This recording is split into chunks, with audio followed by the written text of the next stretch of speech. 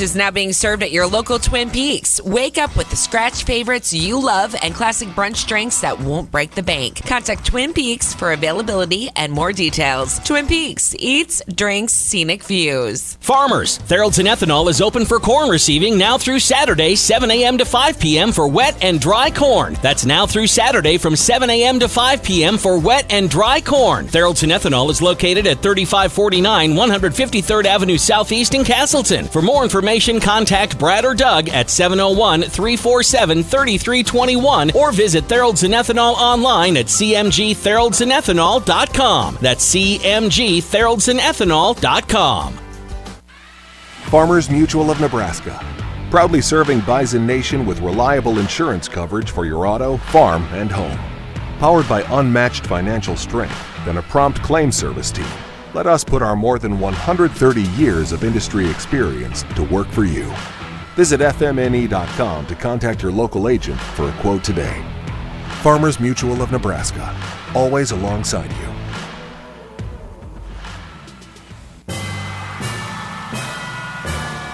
Tune in each week for Matt Entz's Game Week press conferences right here on Bison 1660. Every Monday at 2 o'clock, Coach Entz recaps the previous game and looks ahead to the upcoming opponent for the Bison. Our coverage of the NDSU press conferences is brought to you by Bonanza Egg, your local independent egg dealer. Every Monday at 2 o'clock, Matt Entz's Game Week press conferences right here on your home for NDSU football, Bison 1660. Why should you put your trust into Nutrisource Pet Foods? It's simple. They understand the importance of community, producing healthy pet food since 1964 in the heart of Perham, Minnesota. Nutrisource Pet Foods controls every step of the process, from the farm to the bowl. Your dog will love their food, treats, and their new topper, Kombucha, known for supporting local businesses by featuring their products in independent pet stores. Find a retailer near you at NutrisourcePetFoods.com. The Fargo-Moorhead Diversion needs your help to transform our home into a safer and more successful place to live. When you join the ASN Constructors Fargo-Moorhead Area Diversion Channel team, you will take responsibility for creating a safety net for 250,000 people right here at home. Be part of history and the highest profile project in the FM area in years. ASN Constructors need dirt movers, heavy equipment operators, laborers, and construction apprentice. You'll earn great wages and benefits, including 401k. Apply now at asnconstructors.com. Truck headquarters. Gateway Chevrolet has new Chevy trucks arriving daily. Buy your new Chevy Silverado at Invoice. Yes, Invoice pricing on new Silverados with a fresh look, new interiors, and larger screens with easy-to-use technology. Save thousands on new Chevy Silverados with 4 different motors available. Dynamic fuel management, Bluetooth, backup camera, Apple CarPlay, and more. Save thousands and enjoy the smooth ride in your new Chevy Silverado from Gateway Chevrolet. Find new roads. Details gatewayfargo.com. KQWB, West Fargo, Fargo-Moorhead, and KPFX, HD3 Kindred, Bison 1660. Powered by Gateway Chevrolet, Cadillac, Nissan, and Hyundai in Fargo. We are Bucksport. And here's what you need to know. Raiders wide receiver Devontae Adams was cited for misdemeanor assault after pushing a photographer to the ground following Monday's loss in Kansas City. Documents say 28-year-old photographer Ryan Zebley suffered whiplash, a minor concussion, and a headache from the incident. Adams has a court date scheduled for November. Dolphins have the Vikings on their schedule this Sunday, and rookie quarterback Skylar Thompson's going to get the start against the Vikings.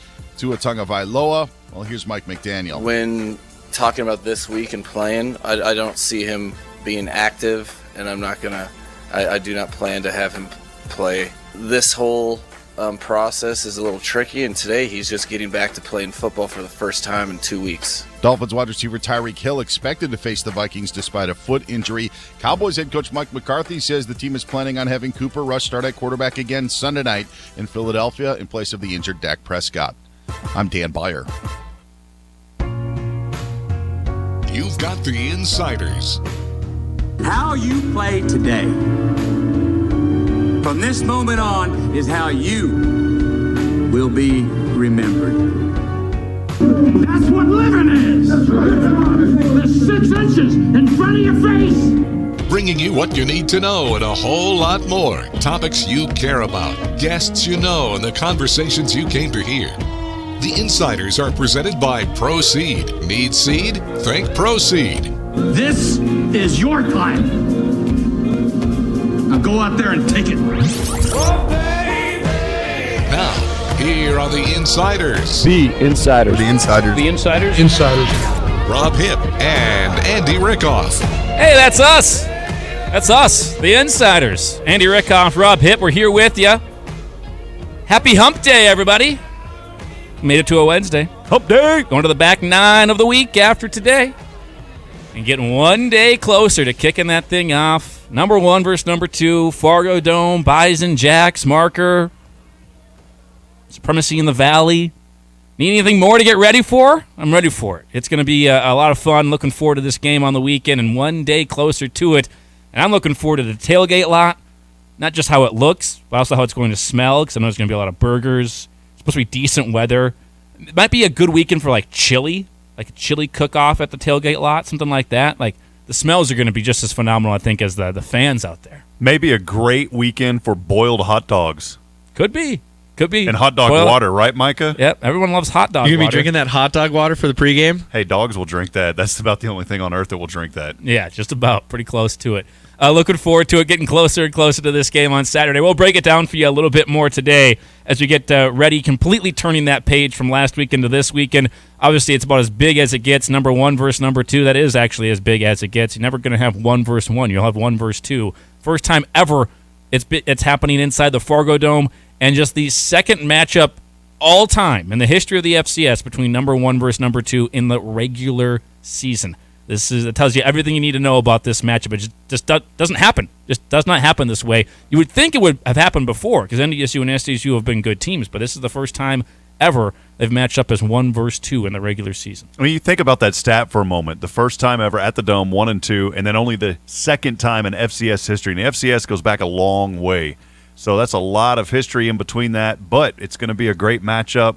Looking forward to this coming up weekend, and man, SDSU is going to be ready for this one. They have never been ranked number 1 in their program, so I think it's an opportunity for these guys. But look, NDSU's got to step up. I think they will, and looking forward to Saturday. It's going to be great, man. There's a lot. It feels like there's a little bit more on the line than usual. I think it's one because of them never being ranked number 1. It feels a little different in the FCS when you don't have a JMU there. Not that Montana and Montana State can't win the title too, but it feels like you've got only 3 or 4 teams that you feel like can really make a trip to Frisco, and these are 2 of them, and you got a chance to make that early season statement. And again, there's been years where SDSU has beaten the Bison in the regular season. In the playoffs, it hasn't gone the same way. It's been quite the opposite. So for NDSU, has never lost to the Jacks in the postseason, and hopefully it stays that way forever. That's the way I would like it to be, personally.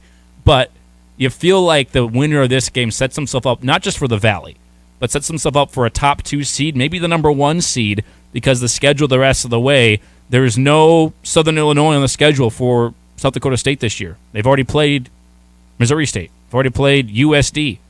After this weekend, they will have played NDSU. Still got to travel to UND, and that's a little tricky. Weird things happen up in Grand Forks. Happened in the Alara Center. We saw it just a little while ago with that Missouri State game, a couple of weeks back. But you feel like if SDSU wins it, there's a very clear path for them to be able to be the top of the Valley, because they have really basically a 2-game lead on NDSU with a head-to-head win. NDSU, you win this one, you're basically, again, 2 games ahead of SDSU, because you'd be a game in the standings plus the head-to-head with the matchup there. And they still have Missouri State on the schedule, but Missouri State, or actually not Missouri State, Southern Illinois. They have Southern Illinois on the schedule at the end of the season, and UND. But other than that, you feel like you've got a pretty clean slate the rest of the way here for a couple of weeks, and you have the bye week after this week too. So for both of these teams, it has a little bit of a different feel, for me at least. It's always a big game. Every year it's a big game. You feel different this week than other weeks, but this year in particular, it just feels without JMU, the state of the FCS is a little bit more even on the line than usual. With how North Dakota State's been this season, look, a win is a win. You find ways to get win. We know that there's been some troubles in some areas. Would you rather have this game now or later in the season towards the end? Well, me personally, I want it the last game of the season every year. I just love rivalries. Montana and Montana State play at the end of the season, Brawl of the Wild, every year. I'd love it to be the final game of the regular season, personally. I think I kind of agree, but hey, it's here this Saturday, so we got to take it as it comes. We can't move it? Can't move it, man. Shoot. We don't have that kind of pull yet, so I was trying to put in some votes there. But no, I think you're right, man. I would like to see it later in the season, and I feel like North Dakota State just continues. There's been some setbacks, but there's been other areas, and I I don't want to overlook that. We can't overlook the things that are happening great. You talk about Cam Miller, his best performance of the season. A few of those passes weren't dropped. He's now over 90% completions. I mean, it is what it is. There were some passes that were dropped, but 200 yards through the air. After a couple games of turnovers, he hasn't turned it over the last couple weeks either. Yeah, and just had that one turnover, the one interception, and that's the thing. You got to find the positive moments whenever there's other areas that need improvement. There are a lot of positive moments, and as this season goes on, I think all those positive moments are going to be cumulative and come together. Another guy that had a career day last time out for the Bison would have been Zach Mathis, the wide receiver from Florida, former intern here with us here at Bison 1660 as well. Caught up with Zach yesterday. We'll play that conversation for you today on the show at about 11:30. Get some thoughts from Zach on this matchup, what it means to him. This might be, he hasn't decided yet. I don't know if he's coming back for a final year or not. Could be his last chance to beat SDSU. You never know, and you want to go out the right way, and they've lost the last couple of them. So this is that's a question I threw to Zach, get his opinion on what this matchup means for him. I love asking someone that's been on the winning and the losing side of this matchup, just the differences in the feeling. Obviously, you feel worse after any loss, but this game in particular, the feeling of running across and getting the rock or not having it and all that kind of stuff, like it just gets into the weeds on what this one means a little bit more. And it was a fun conversation with Zach, and I obviously had to check in with him health-wise because his Mets, they lost in the opening round of the playoffs after having a 13-game lead in the division. They let the Braves come back and beat them for the division and then lost to the Padres 3 games at home and losing the opening round of the playoffs. So I had to check in with him on that stuff. We'll get an update on all things Zach Mathis at 11:30. Then at noon, Tyler Merriam, voice of SDSU, will join us. Looking forward to having Tyler back on the program. Obviously, he's been around this rivalry for a long, long time. He'll give us some thoughts on the matchup between the Bison and the Jacks and who is to stand out on the Jackrabbits side of things, offensively and defensively, for them to walk out of the Fargo Dome with a win, something they did do the last time they were in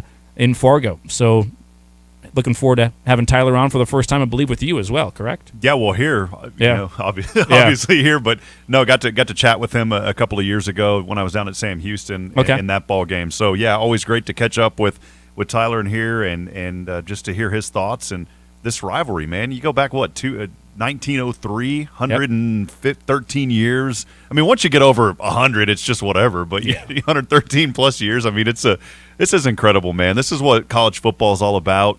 And look, the Jackrabbits, their fans show up too. But Bison Nation is going to be loud, going to be proud. Tickets have been sold out for a long time.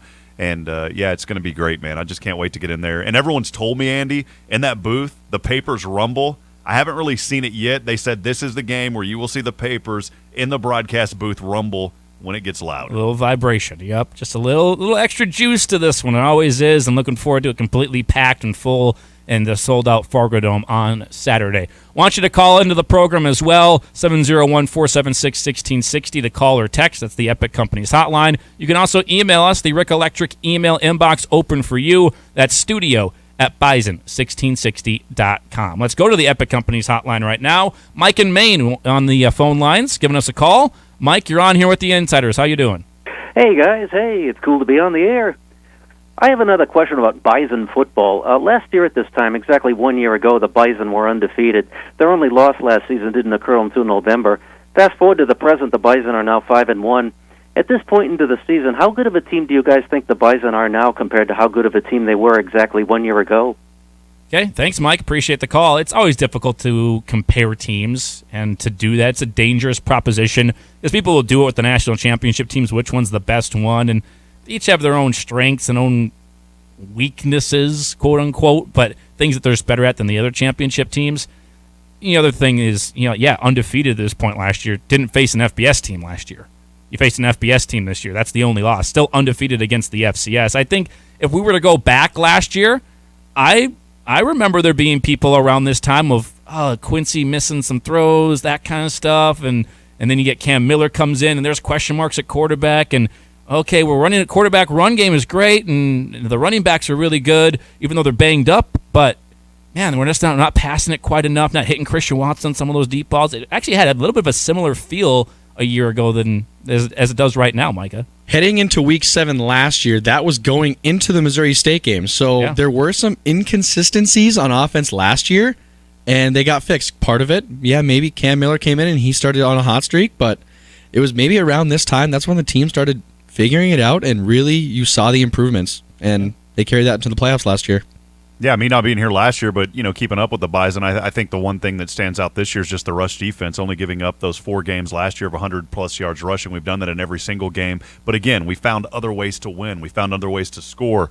I think our kicking game has gotten a lot better with Griffin Crosa, not putting anyone else under the bus, but Crosa has just been lights out. When we needed him to step up, he stepped up. And then you've seen Lipke and what he's been able to do this season. So I don't like to go back and compare either, because every year there are some things that you got to work on and get better at.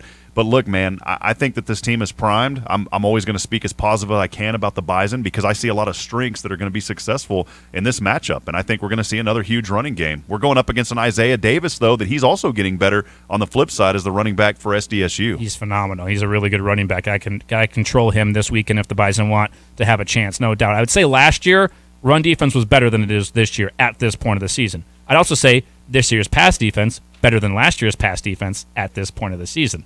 You're giving up some yards. I know Missouri State then came in this point last year and threw for a good, healthy amount of yards as well. So I'd say those are maybe the 2 areas on defense. If you just look at those areas, stronger on the pass this year than last year at this point, maybe a little bit better on the run last year than this year at this point. But a lot of the offensive things were some of the same stuff, like banged up on the running back position. I think Kobe had already gone out for some games. You didn't really have Lipke because he was still coming back from an injury. You were trying to get Tamarick Williams caught up with the system at this point. This was kind of where he started to take off a little bit. And there were definitely inconsistencies in the passing game. There absolutely were, and that's why they ended up being a quarterback change along with an injury to Quincy. But then you brought in Cam in that Missouri State game, and they went on to win that game, come back from behind to beat the Bears, and went on to be a great team. And it was similar. It kind of felt like they had their backs against the wall against Missouri State just a little bit. And that's kind of a similar feeling right now where it's like there's that uncertainty of, can NDSU put a game together to stick with SDSU? Because right now, in my opinion, it feels like SDSU is just a little bit better. And N said it himself. Yeah, he did. He said he did say SDSU right now is the better team, but that's just, he's being real.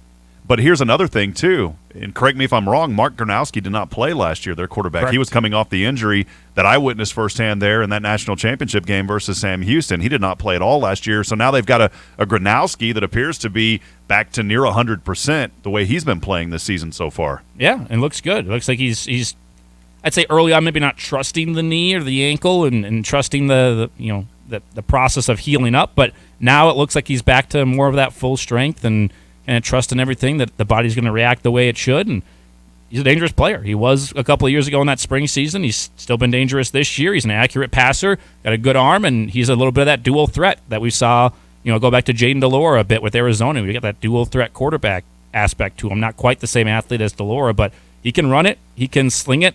I know me and Jeff mentioned in that spring season, he kind of had a little bit of an Easton Stick vibe to him, which is how he ran, the body, how it was put together and everything. He kind of looked a little like Easton throwing there.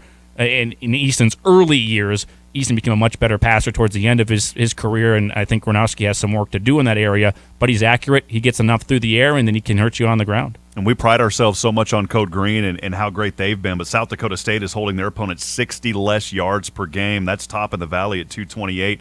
And then on the other side, the scoring defense, the Jackrabbits only allowing just over 12 points a game. So they've got a very stable and secure defense as well. Yeah, and it's a deep defense. They've copied the NDSU model. We've mentioned that multiple times. They got a rotation on the defensive line. They got a lot deeper on defense. They got more physical on defense, more physical at linebacker too. They've kind of copied that NDSU model that a lot of teams have, and now you've got a deeper defense that doesn't get as worn down as the game goes on. We've seen that be a massive difference over the last couple of years, 4 or 5 years at this point. So they've put together a really good team, a good program. That's why they're ranked number 2, clearly, and that's why this is always a really good game. I think one of the biggest matchups, Andy, that I'm going to be interested in seeing is their rush defense, who's top in the Valley, averaging around 58 to 60 yards per game. That's all that they're allowing, but they haven't faced Tatanka yet and the Majestic Beast and seeing what Lipke can do. So that is one matchup for me that I'm going to be keeping a really close eye on, is how is our rushing offense and that attack going to play up against their defense on that rush side.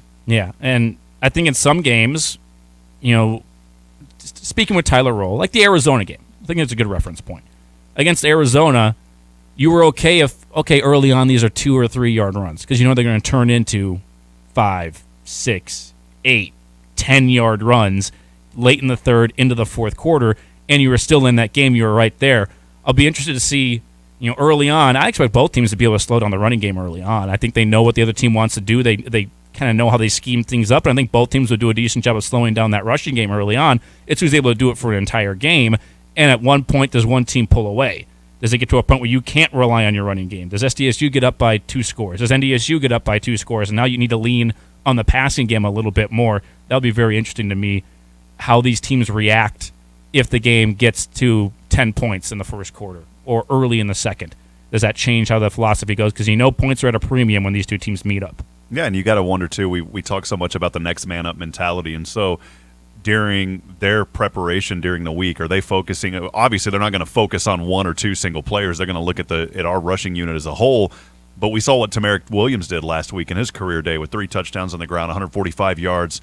So, I love that, because to other teams, it's instability for them, but stability for us, knowing how deep our backfield is, knowing that guys can step up. You take away that coughed-up fumble by Dom Ganella there as it was poked away, and we mentioned that earlier in the week. I mean, he had a great game as well. So you've got these backs back here that can definitely chew up yards on the ground, and I'm just eager to see how that's going to pan out and what they're looking at this week. Of course, we don't know what they're looking at. They're not going to tell us what they're looking at this week. We have a little bit of insight, but not much. Yeah, and so it should be a great game. Again, 2:30 kickoff, 8:30 rather. Our pregame coverage starts with the Bison Report show here on Bison 1660. Looking forward to that. We'll take a break. Get on track here early on. Got Zach Mathis at about 11:30. Our friends from the Bridges will also stop by today at 11:45. Your game week sponsor of NDSU and SDSU on this station. So that's the lowdown for the show. Again, text us, call us, email into the program. Want your thoughts? How are you feeling right now, Bison Nation? You feeling good? What are you worried about? What are you not worried about? Where do you think the strengths and weaknesses are at this point of both of these squads? Just what you're feeling about this Dakota Marker game, as we are just a couple of days away from it. We'll take a break, though. We'll come back. Had some preseason voting in basketball yesterday. Went over the rankings for the teams, but didn't give you the preseason all-conference members on the first and second teams all-conference. We'll do that when we come back here on The Insiders on a Wednesday. This is The Insiders on your exclusive home for North Dakota State Athletics, Bison 1660. We take great pride in really doing all the research and the work behind the scenes to make sure that our products just work. We have our own staff member that helps pick the hybrids and the varieties that work in our area. It's meant for you, not for somebody 200 miles away. We test our seed locally. We produce our seed locally, so we get to see our production fields, where they need to be, and if they work there. Need seed? Think ProSeed. ProSeed.net.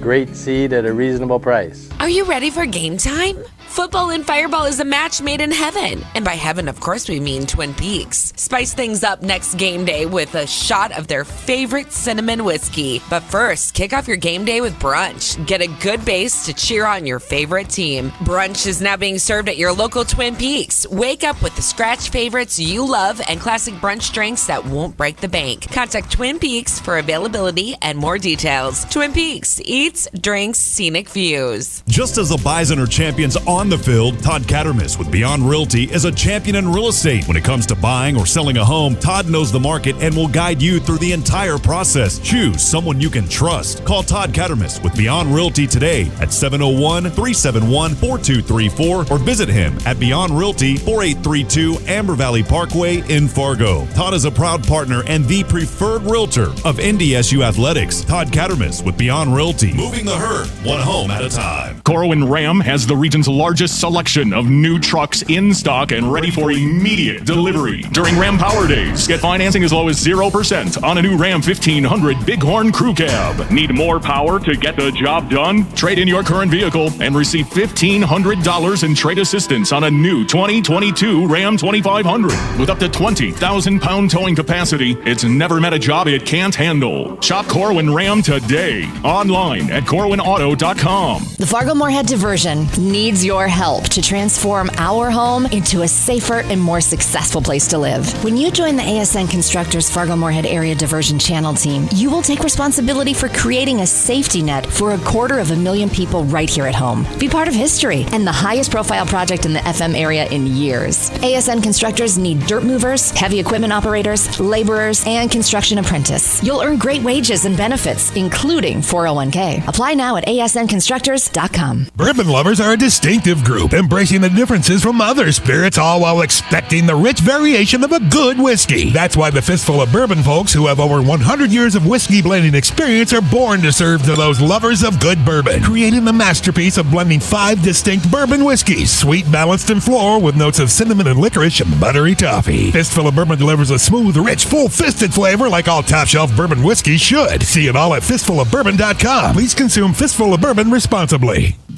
Hey, Bison Nation, this is NDSU quarterback Cam Miller. This one is a keeper by Miller, left side touchdown. And you're listening to The Insiders on Bison 1660.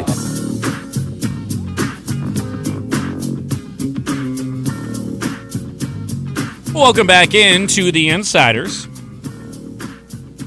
Cam Miller's been playing really well, too. This rejoin's got Rob Hipp dancing. You probably see it on our horse cam. Was this a little bow wow wow yippee yo yippee yay? It's actually a little throwback to R.I.P. I guess, but Coolio. Oh yeah, that's right. Yeah. Slide. Mm-hmm.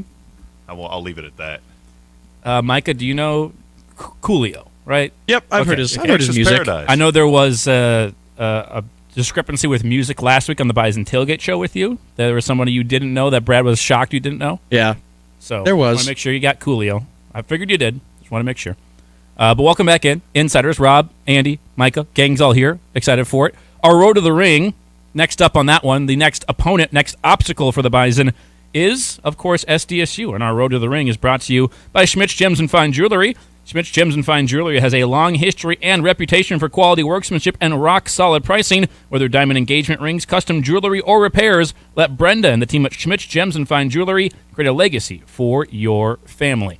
A little sports bed music here from the producer back in the crease. I like it. There we go. That works. I know yesterday we got a chance to go through the preseason polls in the Summit League for the men's and women's basketball. NDSU men picked to finish 4th in the league. ORU, SDSU, USD, NDSU. That's the order at the top on the men's side. The NDSU women picked to finish 5th in the league in the preseason poll. Didn't get a chance because I didn't quite see it yet. It wasn't on Twitter, and it wasn't yet published. Didn't get a chance to go over the first or second team all-conference preseason voting. On the women's side, preseason, Heaven Hamling making it for NDSU.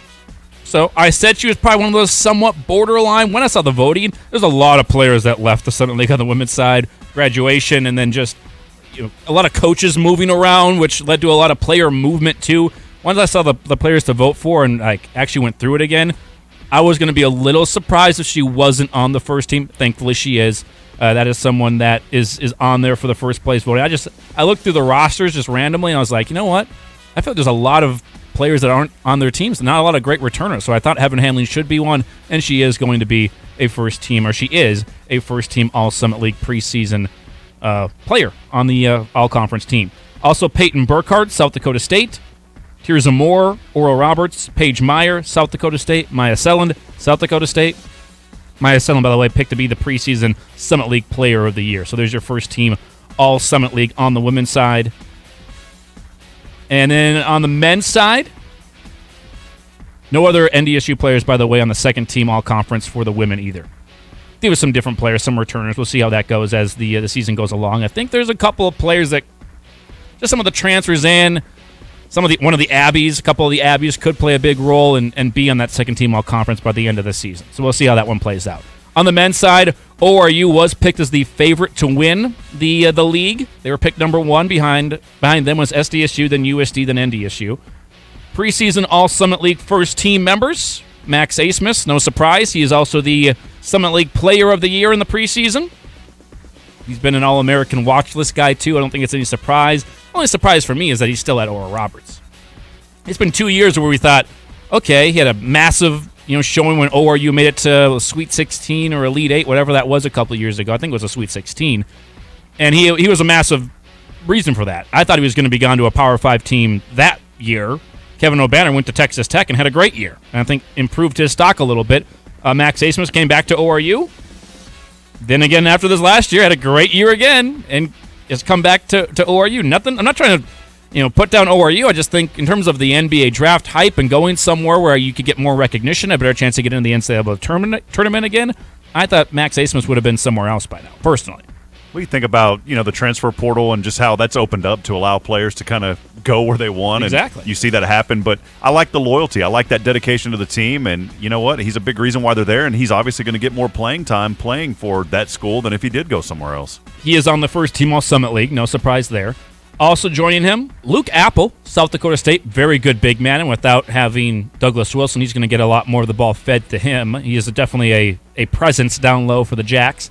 Frankie Fiddler, Omaha, sophomore forward. I know he was a really good player last year. I forget if he was voted as freshman of the year. I think No, he wasn't, because that would have been Paul Bruns. But Frankie Fiddler was in the discussion for that. I feel like the first team All-Summit League preseason is a little bit rich for him. A little bit.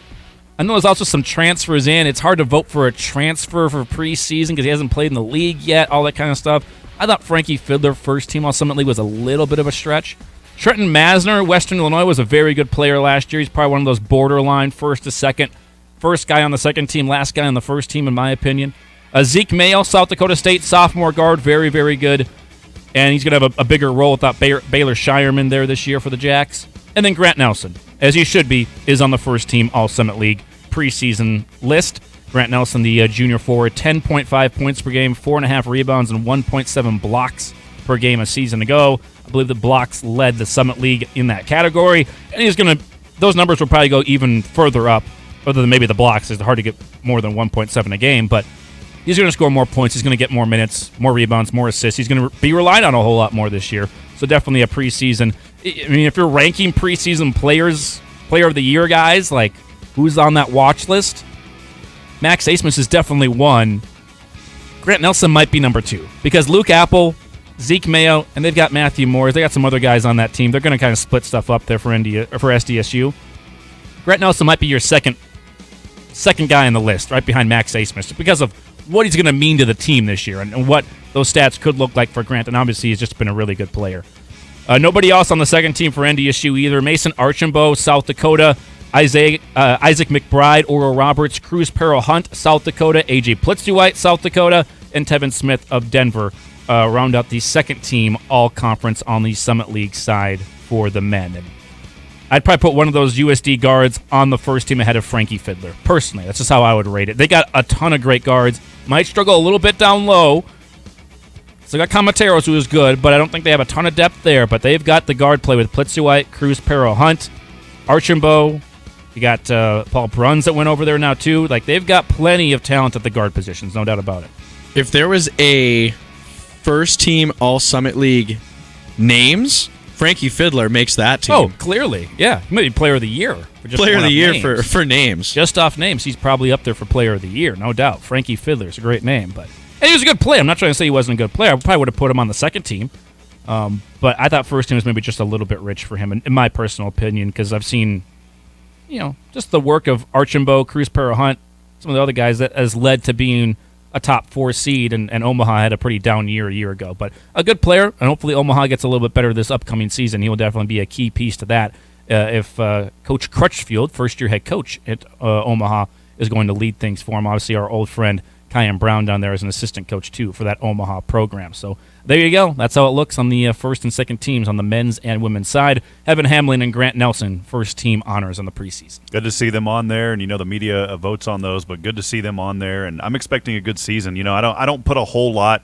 I like seeing the players on these lists. I don't put a whole lot in actual team rankings, though, unless you know that teams, hey, they're going to struggle. But when I look at the top 3 or 4 on these preseason polls as far as teams go, any one of those teams can jump up at any moment. Yeah, and NDSU is going to be a little bit of a different feel. That's probably why they were put down at 4, which is still, top 4 is not a bad spot to be. But when you look at the returners coming back, you've got, obviously Asmus back at Oral Roberts. That's why they were number 1. They've got the Player of the Year candidate there, and more things stayed the same on that program than any other program. When you lose Rocky Cruiser, Tyree Edey, you lose Sam Griesel, and then you lose guys like Jarius Cook and Malik Harden-Hayes, too. There's just a lot of turnover on NDSU's roster. Same with SDSU. You lost Douglas Wilson and Baylor Shireman. A lot of turnover. Top 2 players on your team right there.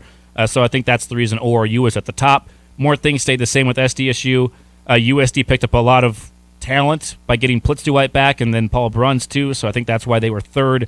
USD and NDSU are pretty close in the voting between 3rd and 4th, though. I'm going to make a prediction right now. Uh-oh. Bowden Skunberg will make at least the All-Summit second team by the end of the year. End of the year. For that voting. I like it. I like the call. I like the prediction. Put it on the board.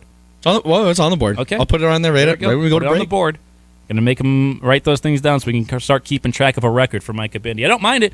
Bowdoin was phenomenal on defense. Absolutely a dog on defense. Was all over players. He slowed down Max Asmus, and they were here in Fargo as well in that game. And for him, it's just a matter of getting that shot back, as he had it in high school. Out of Jamestown, I watched him play. He could shoot it as well as anybody I had seen from the high school ranks, and that was still fine for him in his freshman year. But last year, he went through a real bad slump from three. He finds that stroke again and can give them a little bit of that outside shooting presence that they need to go with the inside presence, because teams are going to double down on Grant Nelson and Andrew Morgan. They're going to do that. So there's some shots out there to be had from the three-point line. If Bowdoin can knock those down, I think he's got a great chance to be second team. Same with Andrew Morgan, by the way, too. He plays very well on the defensive side. Like you said, it's just the offensive side that once he finds his groove, watch out. Yeah, if he finds that, it's going to be great. Then he's a two-way player because you got the defense. The defense is absolutely there for Bowdoin, which, if I'm being honest, when he came to NDSU, I thought, okay, it might take him a little while to get ready on defense. We'll see how he can relate to the the D1 college level, how that stuff translates. But he's done a really good job improving that side of his game, taking it seriously, taking the things the coaches have said to heart. And I know Dave loves that. Dave loves the defense, and he's definitely happy with what he's seen from Bowdoin on that end of the floor. And he's going to be a player that they rely on quite a bit this year,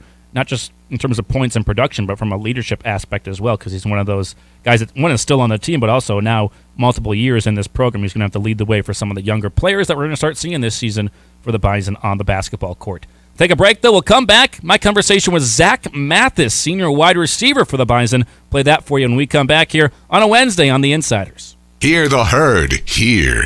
Bison's 1660. Our Road to the Ring is brought to you by Schmidt's Gems and Fine Jewelry. Senior running back Tamarick Williams set a career-high rushing for 145 yards and 3 touchdowns as top-ranked North Dakota State defeated Indiana State in Terre Haute 31-26 on October the 8th. Wide receiver Zach Mathis also had a career day with 6 receptions for 88 yards, and senior linebacker James Kaiser made a team-high 10 tackles, including 2 sacks. Junior defensive tackle Will Mostart earned his first career Conference Player of the Week honor after blocking a 30-yard field goal to help preserve a 4-point lead late in the third quarter. The Bison are now 3-0 in conference play and 5-1 overall. The Road to the Ring is brought to you by Schmidt's Gems and Fine Jewelry. They have a long history and reputation for quality workmanship and rock-solid pricing. Whether diamond engagement rings, custom jewelry, or repairs, let Brenda and the team at Schmidt's Gems and Fine Jewelry create a legacy for you and your family. Next up for the Bison, they return home to the Fargo Dome to battle the South Dakota State Jackrabbits on Saturday in the annual Dakota Marker game. Here's your Red River Valley weather update on Bison 1660. Been a somewhat dreary day throughout the FM area, a high that only got into the mid to upper 50s. Staying mostly cloudy tonight and will cool down into the low 30s. Wind gusts up to 25 miles per hour. On your Thursday, mostly sunny and a high in the upper 50s. This weather update brought to you by Heartland Trust Company, an independent and local trust company where their priority is your financial future. Visit them online at heartlandtrust.com. Homewood Suites wants you to feel at home. This upscale extended stay brand understands that being away from home can be challenging. So Homewood Suites in North Fargo has designed their amenities to make life easier for you. At Homewood, you can relax in a variety of suites with full kitchens, complimentary hot breakfast, outdoor grills, and recreational areas that make stays more familiar. When you need to be away, but you still want to feel like home, choose Homewood Suites by Hilton. Find out more and book a stay at HomewoodSuites.com. No one wants to think about it, but the cooler weather and cold morning starts are right around the corner. Get your vehicle ready at one of the 3 locally owned Jiffy Lubes of Fargo. Oil changes are the #1 maintenance item that's neglected. At Jiffy Lube of Fargo, it's easy. No appointment needed. Just drive up and drive in for your signature service oil change and a free charging system check to ensure your vehicle will be ready when you are. Jiffy Lube of Fargo, proudly serving the metro area for over 40 years, where you can do more in a jiffy. The Bison Hotline postgame show is broadcasting live this year from Applebee's on 19th Avenue North in Fargo. Come see the Bison 1660 crew live after every NDSU football game and register to win prizes including Bison 1660 t-shirts, tickets to upcoming games, and a whole lot more. Plus, take advantage of the great food and drink specials at Applebee's. Bison Hotline broadcasting live after every NDSU football game from Applebee's on 19th Avenue North in Fargo, right across from the Fargo Dome. Horns up. You hear that? The herd is headed your way. You're hearing from the insiders right here on Bison 1660. Back in with you on the Insiders, brought to you each and every day by Proceed. One of the right choice and right stuff programs online, proceed.net. If you need seed, think Proceed. You can watch us on our Facebook page, Bison 1660 on Facebook. You can watch us via the Horse Cam, Horse Farming with Passion, online at horse.com. How you guys doing? Appreciate you watching out there. You can also podcast the shows if you miss anything. Our podcasts are on our website, bison1660.com. Click on shows. Has all the podcasts there. Insiders, NDSU football games. You want to go back and listen to a football game, listen to the press conference from Monday. All that stuff is up there for you. You can listen to it there. Also, the Bison Tailgate Show, Bison Report Show, Bison Hotline. You can listen to all that stuff. Available anywhere you find podcasts. Spotify, Google Podcasts, Apple Podcasts. It's out there for you.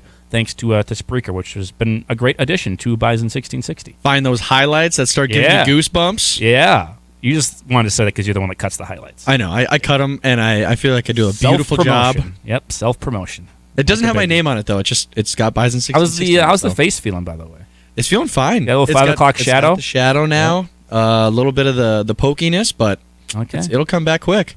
So if they win, do you shave again next week? Nope. Okay. Nope. Now you're just good. I'm just good. Okay. It's a superstition. And I'm just setting myself up now, for no shave. If NDSU wins this weekend, and then if you don't shave next week, or well, I guess really it's the week after because they have the bye week next week. But if you don't shave that following week against Illinois State and something bad happens, then I'm going to force you to shave.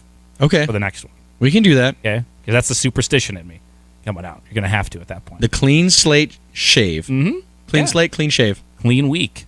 Clean shave. Clean Micah Bindi back in the crease here for you.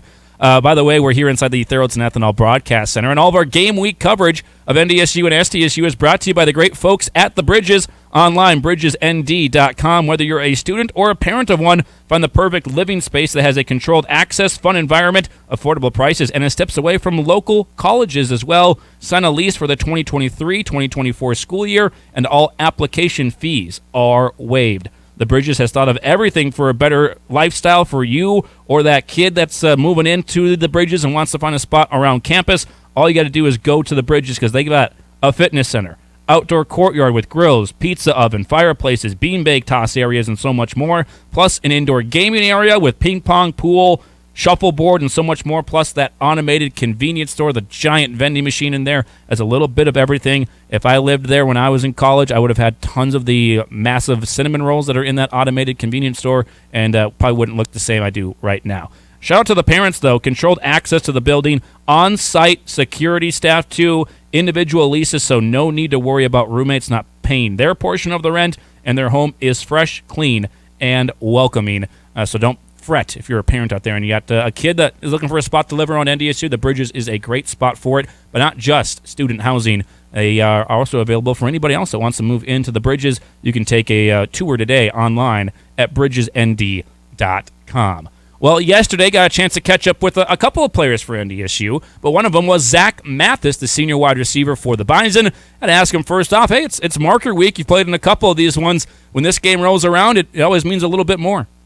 It's a big one. I think Coach Jentz said he's played them 13 times in not his 9 years that he's been here, which is so we do see them twice in a season a lot.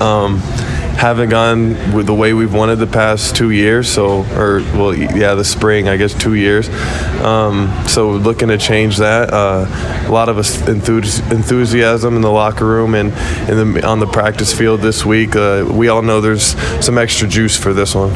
Clearly there is, and for you as a senior on this team, it's going to be your last chance possibly facing SDSU. Does that put any more pressure on you personally? Be like, I got to go out with a win against these guys. Oh, for sure. We definitely, a lot of the guys that are in my position, these 5th and 6th year guys we want to win that rock one last time, and definitely don't want to have that bad taste in our mouth in our final year playing the Jackrabbits. You have gotten a chance to win this matchup as well, or be on a team that won this matchup. Yeah. What are the differences in the feeling? Clearly it's a difference because you win or lose a game, but take us through the feeling of losing and winning this game. Well, the I'll start with the losing. The losing feels absolutely terrible because the game holds more weight than just any other game. And then when you win it, it's like it's the best feeling, sprinting over towards that rock and hoisting that thing up. That thing's heavy too, but there's definitely night and day between the win and loss, and no one wants to feel that loss. Even come close to the feeling you get in Frisco when you win a championship at all? I mean, they're similar. They're different. They're different. It's different sense. Now, I couldn't imagine playing them in the championship, which we thought we were going to last year. But so I couldn't imagine how that would go. But yeah, there's definitely some extra juice.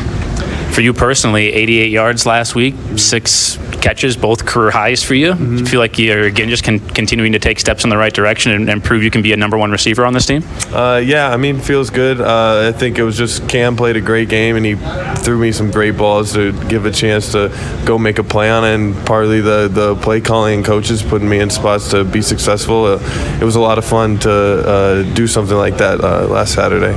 Take us through that touchdown grab against Indiana State, which ends up being the game-winning score. Put you up by double digits at that point, or 2 possessions at least, but ends up being the game-winning score. What'd you see on that play? I just saw, so if he was pressed, I imagined that Cam was just going to give me a fade, but since he was off coverage, we stuck with it, and I just saw that he was on the goal line, not retreating really, so I kind of shortened my hitch up a little bit and then felt he was on the outside, so I just gave a fake outside and went in the inside, and luckily didn't get tackled in the process. It's a great move. Got the touchdown. That's exactly what you need. For this team, how do you just feel? You've been on some really good teams. You've been on this. You're obviously on this team. How do you feel like the differences between past teams and this team are? Can you relate to the other teams at all? I mean, I just feel like the chemistry has been there because me and Cam have put in a lot of work, especially after practice each week. So we're just huge on being as efficient as we can in the pass game and to have an explosive run game as well. You'll be matching up against SDSU secondary quite a bit. What do you see when you flip on the tape of the Jacks and the back end? Pretty solid corners. They don't give up much ground. They're physical, and they try and get involved in the run game. So we have receivers have key run blocks this week, and most likely it looks like we're going to be ISO'd up out there, and they're going to load the box probably, and just throw it up, Zach. Yeah, and we're gonna look to attack those corners that will essentially be on islands this week. We do just throw it up to Zach. That's, you got the height, got to go up and get it. I'm going to ask you a question about Hunter Lipke. Are you guys as wide receivers surprised at some of the catches he makes? The hands that he has? It's not really like surprise. It's like oh yeah, he can. Of course he can do that too. Like more of an of course thing. Like he's expected to. Honestly, well, at least he's proven himself. So at this point he's expected to. But when he was first making his rise to the shine, it was like, wow, he made that one. Oh, he can make that one too. It's honestly pretty cool. He's a really dynamic football player and definitely the best player in the country. Got to ask you a question about the Mets. Just how are you feeling? Are you okay? No, I am not. I'm very distraught. And if you ask the guys around the locker room, I have mentioned it every day that Musgrove was cheating. Yeah, it's on the ears. He wipes it off the ears. You can tell. Yeah, it's just a whole lot of frustration and sorrow coming from a Mets fans. Is DeGrom a Met next season? Hopefully. Who knows? I mean, it looks like it could go either way, but I mean, I'm a pitching guy. I'd rather have pitchers than hitters. I'm right there with you. Don't sound too confident of that, but I know we're confident in this weekend and going out and getting a win against SDSU. Zach, always appreciate it. Fun catching up with you. Congratulations on the success, and we'll catch up with you again down the road, man. Thank you. I'll see you. Man, Zach Mathis, a big part of that passing game last week. Needed him to perform, and he did. That was a big time, not only the touchdown, but a 3rd and 7 too. Got the catch, turned up field, got the first down, and then that touchdown catch, got the touchdown, and that ends up being the game winner. So, played a big role. It's all about his time at Bison 1660. You know, it's the Bison 1660 effect. But I talk about it every time we mention him. I love his athleticism. I love that he's going after those balls now, and he just continues to get better, man. And you got a guy like that, and seeing Cam Miller helping him out, it's just tremendous. Timing is everything, right? And his timing has been unique because of the injuries, because of not being able to get on the field as much. Now Christian Watson's gone. You're wondering, can somebody step up? And now we've seen him for a couple of games be that guy that stepped up and be that big play threat. Now, the big play might not be that 80 or 70 or 65-yard play, but big plays can come in small packages. Big plays can just be touchdowns late in the game. That's only a 12-yard pass or whatever it is. That's a touchdown. That's huge. So those are going to be plays you got to make because SDSU is going to try and stop the running game. They're going to pack the box. They're going to load up. And now they are more physical on the line, so maybe they feel like they can slow down the running game with less guys in the box than other teams. But their main objective is slow down Hunter Lipke, Tamarick Williams in this Bison running game. They'll go one-on-one with those receivers. They trust their cornerbacks, their secondary, to go one-on-one. So there'll be opportunities, I think, for Zach and other receivers in the passing game, and you got to win those one-on-one matchups. I think it's definitely going to be part of the game, and when you said timing is everything a while ago, I started feeling country. Timing is everything. And now we've got Rob singing, so that's where we're at on a Wednesday edition of the show. We'll try and avoid that the rest of the way. I apologize for those listening on the radio and watching us on the Horsch Cam on our Facebook page, Bison1660. Today's show brought to you in part by The Spirit Shop. You need to stock up for all your favorites for watching football. Well, The Spirit Shop, they got you covered with a great selection of beer, wine, and spirits at the best prices and great weekly specials online. Actually, you can go see them in person. You wouldn't buy it online. You go see them in person at The Spirit Shop, which is located on 13th Avenue, right behind Shields Home and Hardware. Great selection of beer, wine, and spirits, plus those great weekly specials. Take a break. We'll come back. Hear from our good friends at The Bridges and what's happening out there. Been there a couple times. Now they're coming into our place, and we'll talk with them when we come back. Where the bison roam. Bison 1660. Chris Hoffman is the founder and owner of Bonanza Agronomy Services, an independent consultant and seed provider. Chris, during these times, why is it so important to be working with an independent agent like Bonanza Ag? When you're an independent, you literally cry when your customer cries, and you win when your customer wins. Because my company doesn't survive without farmers, period. Make your operation run and perform better today. Meet Chris and Bonanza Ag on Facebook or at bonanzaag.com. That's bonanzaag.com. Brooks in motion right to left, fake the fly sweep, hand off the C-Sport, up the middle, touchdown! Easton Stick! Bison great and Chargers quarterback Easton Stick joins the Insiders each week to discuss his journey in the NFL and reminisce on some of his favorite moments in a Bison uniform. Our conversations with Easton are brought to you by Red River Commodities, The Spirit Shop, and Men's Hair Company. Each week, Easton Stick on the Insiders here on Bison 1660. This is Menli from Healing with Hyperbarics, and I want to talk to you today about how hyperbaric oxygen can help you if you've had radiation in the past. Radiation saves lives by killing cancer cells, but the damaging effects of radiation to the tissues continues. This leads to poor blood flow in these tissues, causing a range of problems, depending on which tissues are radiated. If you've had radiation in the past and struggle with any post-radiation injuries, book an appointment with us at Healing with Hyperbarics to see how hyperbaric oxygen can help you heal. Bison Nation! Catch your Bison at Barcode this season. And before every home game, hop on the Barcode Bison Bus to the Dome to tailgate, and then back to Barcode to watch and cheer on your Bison. For only $15. The action only gets better after kickoff with beer bucket specials. That's 5 beers for just $20. You can mix and match Coors Light, Coors Banquet, Carbless Lemon Lime, Carbless Cranberry, and Carbless Black Raspberry. This season, the Bison are at Barcode, veterans just south of Costco. Go Bison! Winter is right around the corner. Yep, that's the cold, hard truth. And I'm talking to Brad about the perfect vehicle for the winter months. Can you tell me a little bit more about it, Brad? Absolutely. You can find the perfect vehicle for winter months at Corwin Toyota. Corwin Toyota's lot is overflowing with used vehicles, and it's time to clear them out. Well, what kind of vehicles are you talking about?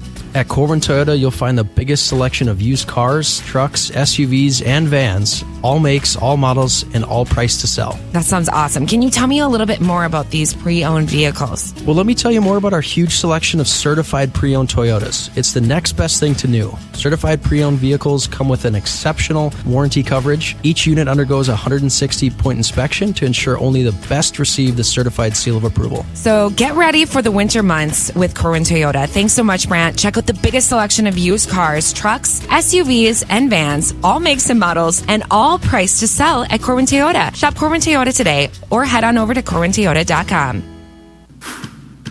This is NDSU head men's basketball coach Dave Richmond, and you're listening to The Insiders on your home for NDSU athletics, Bison 1660. Welcome back to The Insiders. Andy Rickon here with you, 11:50 or so in this first hour, just wrapping it up. Hour number 2, we'll have Tyler Merriam, the play-by-play voice for SDSU, on. Get you ready for Dakota Marker Week, Bison and Jacks. And your game week sponsor of all things NDSU versus SDSU is the Bridges. Nice enough to stop in with us today. The whole crew. We just brought everyone. Literally everyone that lives in the Bridges is inside the Therotz and Ethanol Broadcast Center today. No, not quite that many. But we do have the whole crew here. Brianna, Annabelle, and Brent all with us in studio. Great to have you guys in here. Brent, we've been to your guys' place a couple of times with that Bison 1660 road tour that was brought to you by the Bridges. So we were at your place a couple of times, but now we got you in here in our place. Yeah, it was great to have you guys there. We brought in some athletes as well, some soccer players, some dance team members, and some football players. Great to hear their thoughts and how they like the living at the Bridges. And just awesome to have you guys there. Broke out the bus, put that in our parking lot. And overall, it turned out to be great days and listening to you guys in the Cyber Cafe. Thanks for coming. Yeah, it was great to be out there. We don't break the bus up for just anybody. So that was a special occasion there. And obviously, a lot of athletes live at the Bridges because you just mentioned we had quite a few of them on the show when we were there. But it's not just athletes, Annabelle. It's any students and even non-students that will live at the Bridges. Yeah, we cater to college students, but we're open to anyone. We do have quite a few people from MSUM, Concordia as well. It's just a nice area to hang out with people, get to know people. We do so many community events and everything as well. Yeah, steps away from the buses to all of the local colleges, which is a great aspect of the Bridges. And right now we were talking before the segment here during the break, and one thing, Brianna, you mentioned was we can talk about the full occupancy we've got right now. It's full. Everybody wants to live at the Bridges, so you guys don't have an open spot right now. We don't. It's a good problem to have right? for us, but it's something that makes us plan already for next year. We're already pre-leasing for 2023 to 2024, which is kind of even a shock to us. So right now we're really building on how we're going to do our resident retention.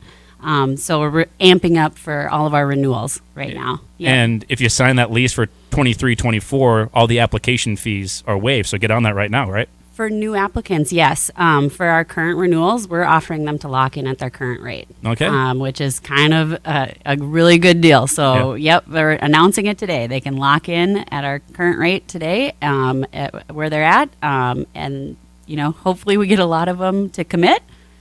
If there's someone that wanted to be at the Bridges, but they're like, but obviously you guys are full, Annabelle, can you get on a wait list? Can you do something like that? Is that an option? Yes. Okay. Yep. We do have quite a few already on the wait list and signed leases and everything for next year. So the sooner you inquire with us, the better, and we can get you somewhere. Better chance you have of getting into there. Yes. But Brent, when you guys were making the Bridges, what was the idea behind it? Because I've seen it. Obviously, there's the fitness area, outdoor courtyard, all the great study areas that you showed us last time we were out there, which I didn't know about quite as much. Just what was the overall theme and the what you wanted to create when the Bridges was a thought? So the vibe that we wanted to ensure that we put out is an extension of campus life. You mentioned the study rooms, the courtyard. It gives the lifestyle to not necessarily be a dorm life, but yet an extension of campus for you to still bump and meet into some other students that may be attending classes, or you may not know them and you'll bump into them going to the fitness center, or you'll bump into them hanging out at one of the study rooms. So it's primarily just an extension of campus and gives you that lifestyle that you may not experience anywhere else. And the Bridges, you can go look online, bridgesnd.com. One thing I love about your guys' place is that you have the washer and dryer in unit. I'm someone that has lived in both the coin-operated community laundry and then in an apartment where it was in my own unit. I'm maybe forgetful, so I've left the laundry in the dryer a time or two. That's fine when you're by yourself, not so much when it's the community laundry, so I will never go back to not having washer and dryer in unit. That and the fully furnished units are something I think is really interesting about the Bridges, Brianna. Yeah, but you really shouldn't forget the private bathroom per that too. person. Mm-hmm. That is key for me. In anytime that I show our property, it's so nice to have that privacy. And like you said, like sometimes when you forget something or don't clean the certain way, it could upset your neighbors. So you just get to do your own thing at the Bridges. Yeah, it's rented by the room, but each room comes with its own private bathroom as well, and then you guys share the community space, basically. That's how it is. You have a community space with the kitchen and the living room area, and then each person has their own separate room. Yep, and that's all furnished as well, which is nice. All the bar stools, couches, the TV, everything in the common area is put up by us. Fully furnished units, and also all-inclusive pricing too. Annabelle, you got the cable, electric, water, those little things, they add up. When I've been looking at apartments, it's like, oh, this is a great deal, until I pay $50 for the cable, and then we got the electric I got to pay for, and the heating, and it adds up, and I'm like, just tell me what it's going to be. Just give me a flat rate, and that's what you guys have. Yeah, exactly. It's just all in one. Pay us once a month, and then you're good to go.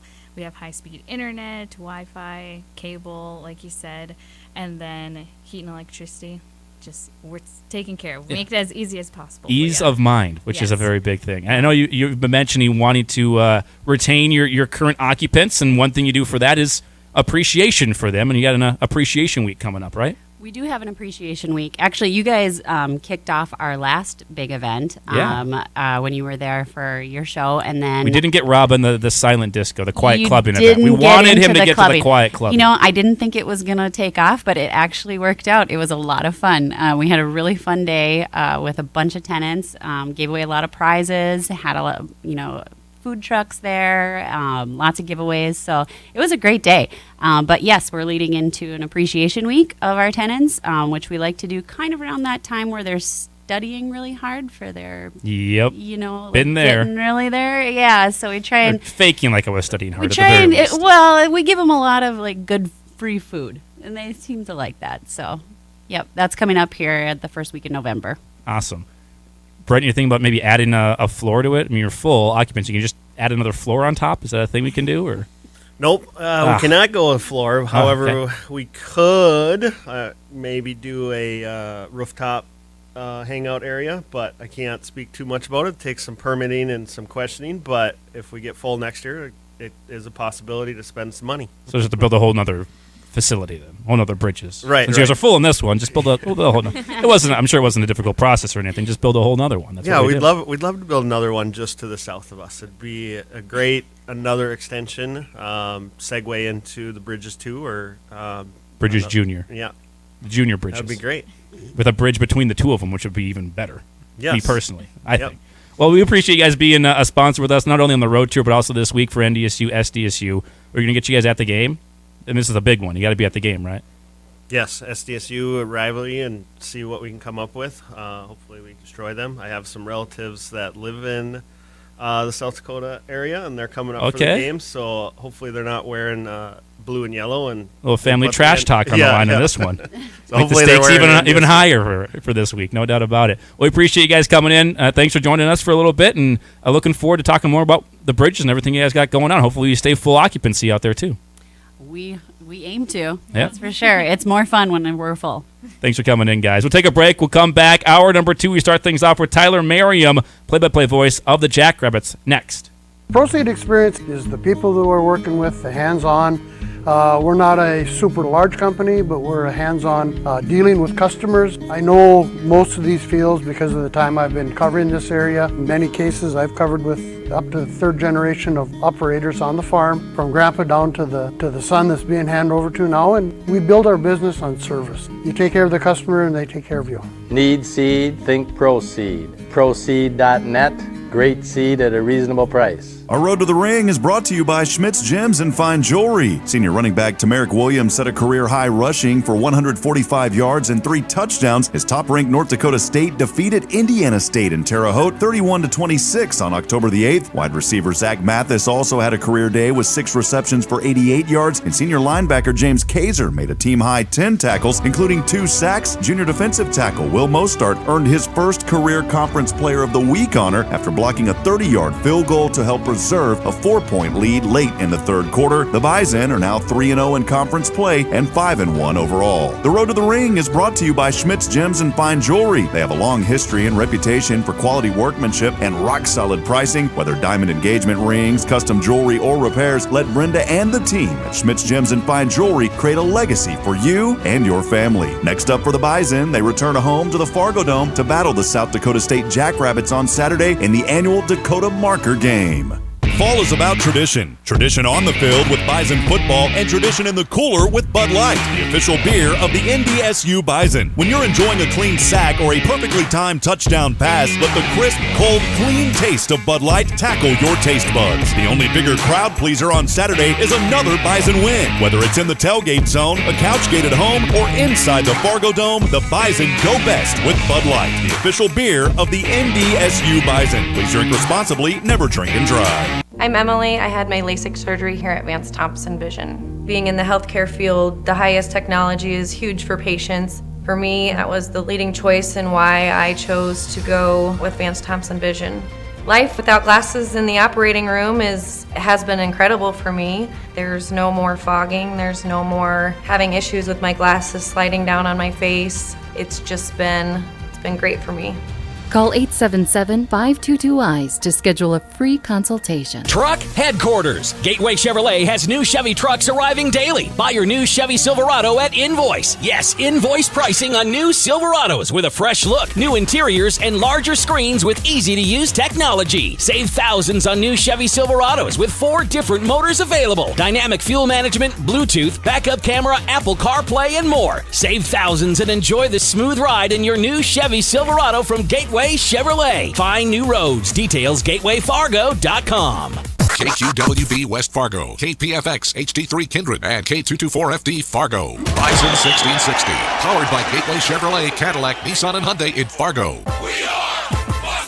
And here's what you need to know. Raiders wide receiver Devontae Adams was cited for misdemeanor assault after pushing a photographer to the ground following Monday's loss in Kansas City. Documents say 28-year-old photographer Ryan Zebley suffered whiplash, a minor concussion, and a headache from the incident. Adams has a court date scheduled for November. Dolphins have the Vikings on their schedule this Sunday, and rookie quarterback Skylar Thompson's going to get the start against the Vikings. Tua Tagovailoa. Well, here's Mike McDaniel. When talking about this week and playing, I don't see him being active, and I do not plan to have him play. This whole process is a little tricky, and today he's just getting back to playing football for the first time in 2 weeks. Dolphins wide receiver Tyreek Hill expected to face the Vikings despite a foot injury. Cowboys head coach Mike McCarthy says the team is planning on having Cooper Rush start at quarterback again Sunday night in Philadelphia in place of the injured Dak Prescott. I'm Dan Byer. You've got the insiders. How you play today, from this moment on, is how you will be remembered. That's what living is. That's right. The 6 inches in front of your face. Bringing you what you need to know and a whole lot more. Topics you care about, guests you know, and the conversations you came to hear. The Insiders are presented by Proceed. Need seed? Think Proceed. This is your time. Now go out there and take it. Now, here are the Insiders. The Insiders. The Insiders. The Insiders. Insiders. Rob Hipp and Andy Rickoff. Welcome back to the Insiders, a Wednesday edition of the show on Dakota Marker Week. Ladies and gentlemen, getting you ready for NDSU and SDSU, the top 2 teams in the country, meeting at the Fargo Dome. 2:30 kickoff and 8:30 pregame coverage starts right here on Bison 1660. We're here with you inside the Theraldson Ethanol Broadcast Center. Theraldson Ethanol in Castleton is open for corn receiving now through Saturday for wet and dry corn, 7 a.m. to 5 p.m. Contact Brad or Doug at Theraldson Ethanol or visit cmgtheraldsonethanol.com for more information. And the Bison currently undefeated in Valley play and 5-1 on the season. A great start for another road to Frisco and hopefully another championship for the Bison. Our road to the ring is brought to you by Schmidt's Gems and Fine Jewelry. Schmidt's Gems and Fine Jewelry has a long history and reputation for quality workmanship and rock-solid pricing. Whether diamond engagement rings, custom jewelry, or repairs, let Brenda and the team at Schmidt's Gems and Fine Jewelry create a legacy for your family. And the next opponent or the next obstacle in the way of the Bison on their road to the ring is, of course, the Jackrabbits of SDSU. And the voice of SDSU, Tyler Merriam, nice enough to give us some time on the Epic Companies Hotline. Great to have you back on with us, my friend. Appreciate the time. Welcome back into another Dakota Marker Week. No, absolutely. Looking forward to it. Glad to be back to my home away from home, the visiting radio booth in the Fargo Dome. Would you like me to take you for a ride in the Bison 1660 SUV before the game or after the game?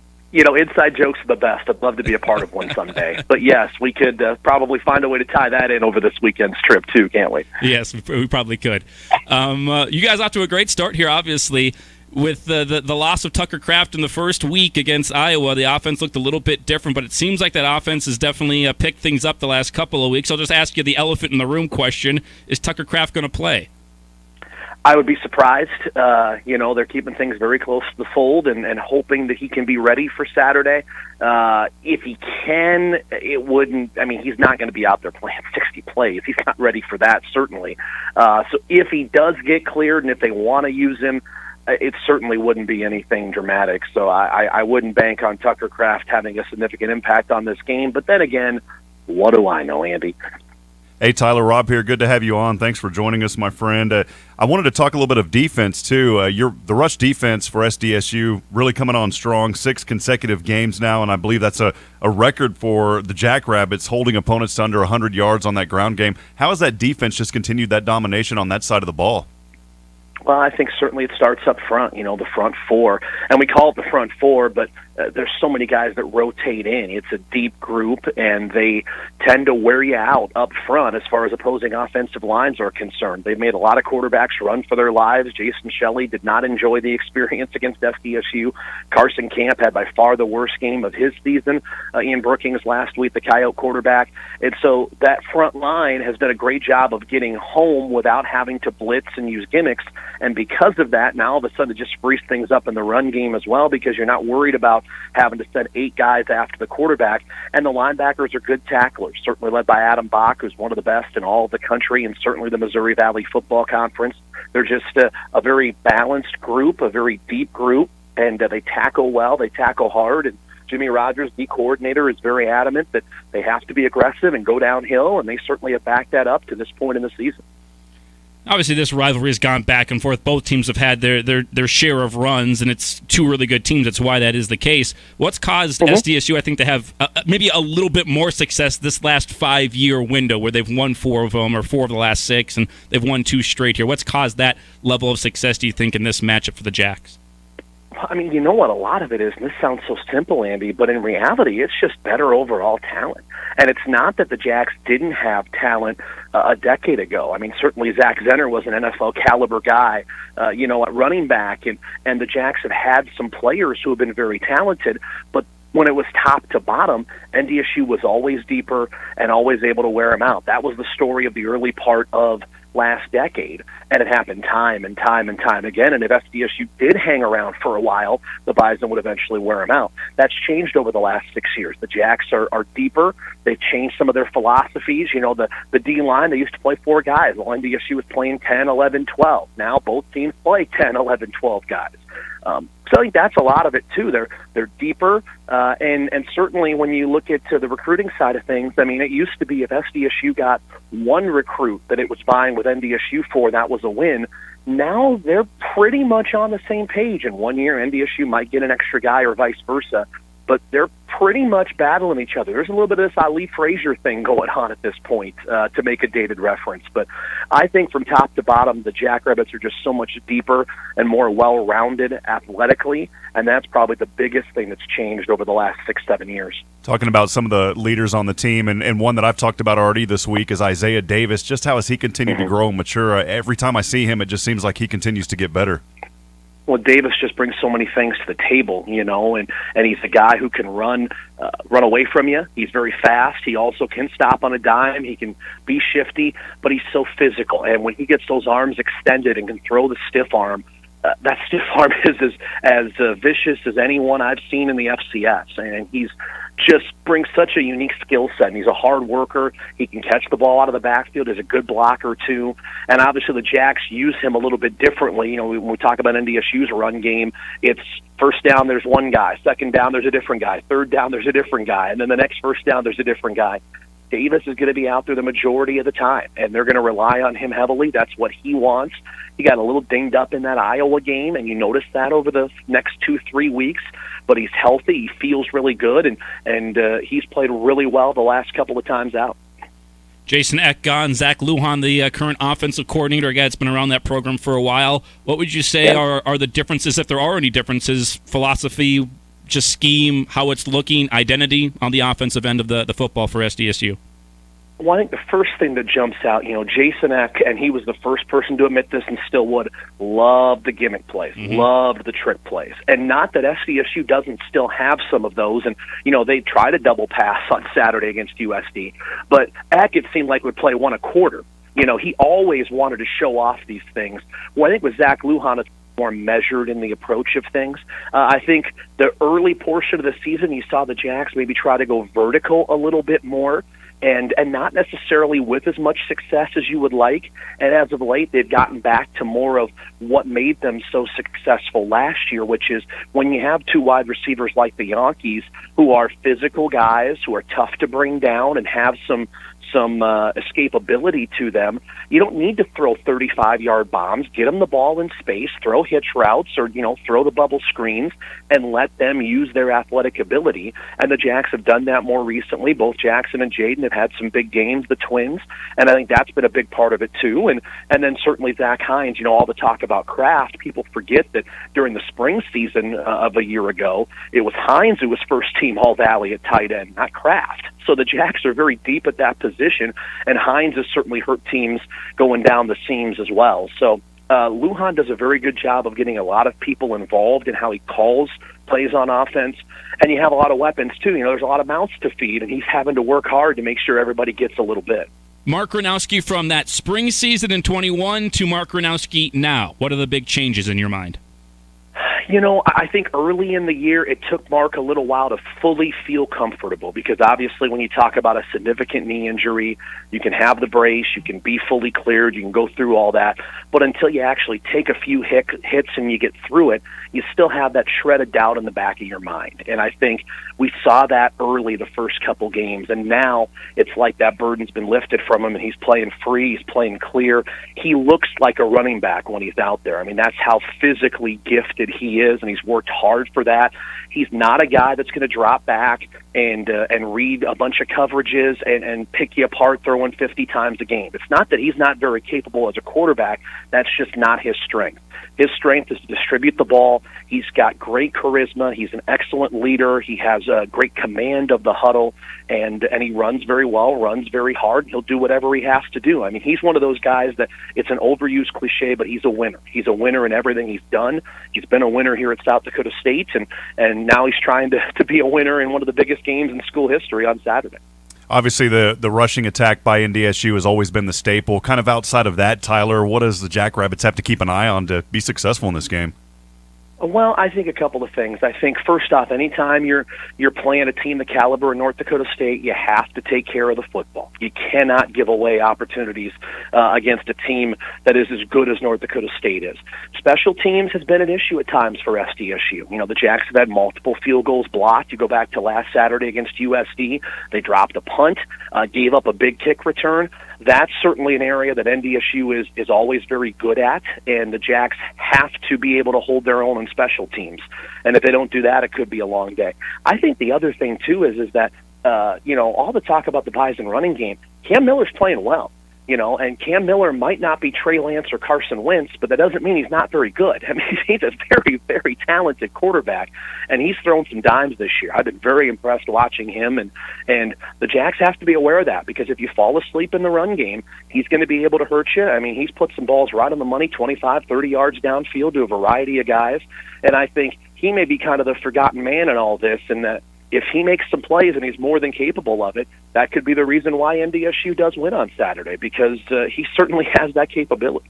In talking with SDSU play-by-play voice Tyler Merriam here on the Insiders. Talked a lot of offense here. Give me a player on the defensive side that has to have a standout game for SDSU if they're going to come out and win this game, you think?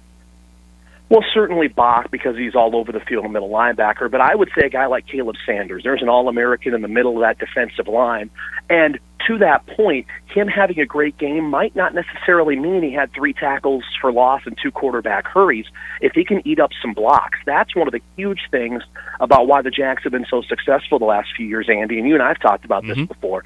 The D-line essentially keeps the linebackers' feet clean, and they can roam freely and make tackles.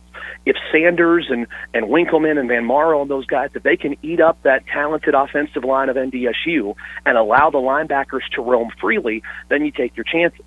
Where if they're getting dominated up front and letting those linemen get to the second level, it's going to be a long, long day. So I think for those guys, and Sanders in particular, if they can play well, and like I said, it doesn't necessarily show up statistically individually, but if they can play well, that's going to go a long way towards SDSU being right in this or even winning this football game on Saturday. Last question for you. Does this game, it always means a lot. It's the Dakota Marker game. We know it means a ton to the fan bases, the universities, and to the two teams here. Does it feel like it has a little extra meaning this year, just with the state of the FCS, where there's no JMU? Yeah, Montana and Montana State are good, but we don't really know anybody outside of those teams that feels like they can really make a run to Frisco. And I know Southern Illinois is starting to play a lot better. They'll probably play a factor into this thing, but it feels like whoever wins this game is going to be on top of the valley at the end of the season. Does this one feel a little bit different to you at all? Yes, not necessarily because of the way you put it, Andy, but here's the thing. South Dakota State has never been number one in the country. The Jacks have been a very good program, borderline elite, the second longest string of consecutive appearances in the FCS playoffs, and in the semifinals 4 out of the last 5 years.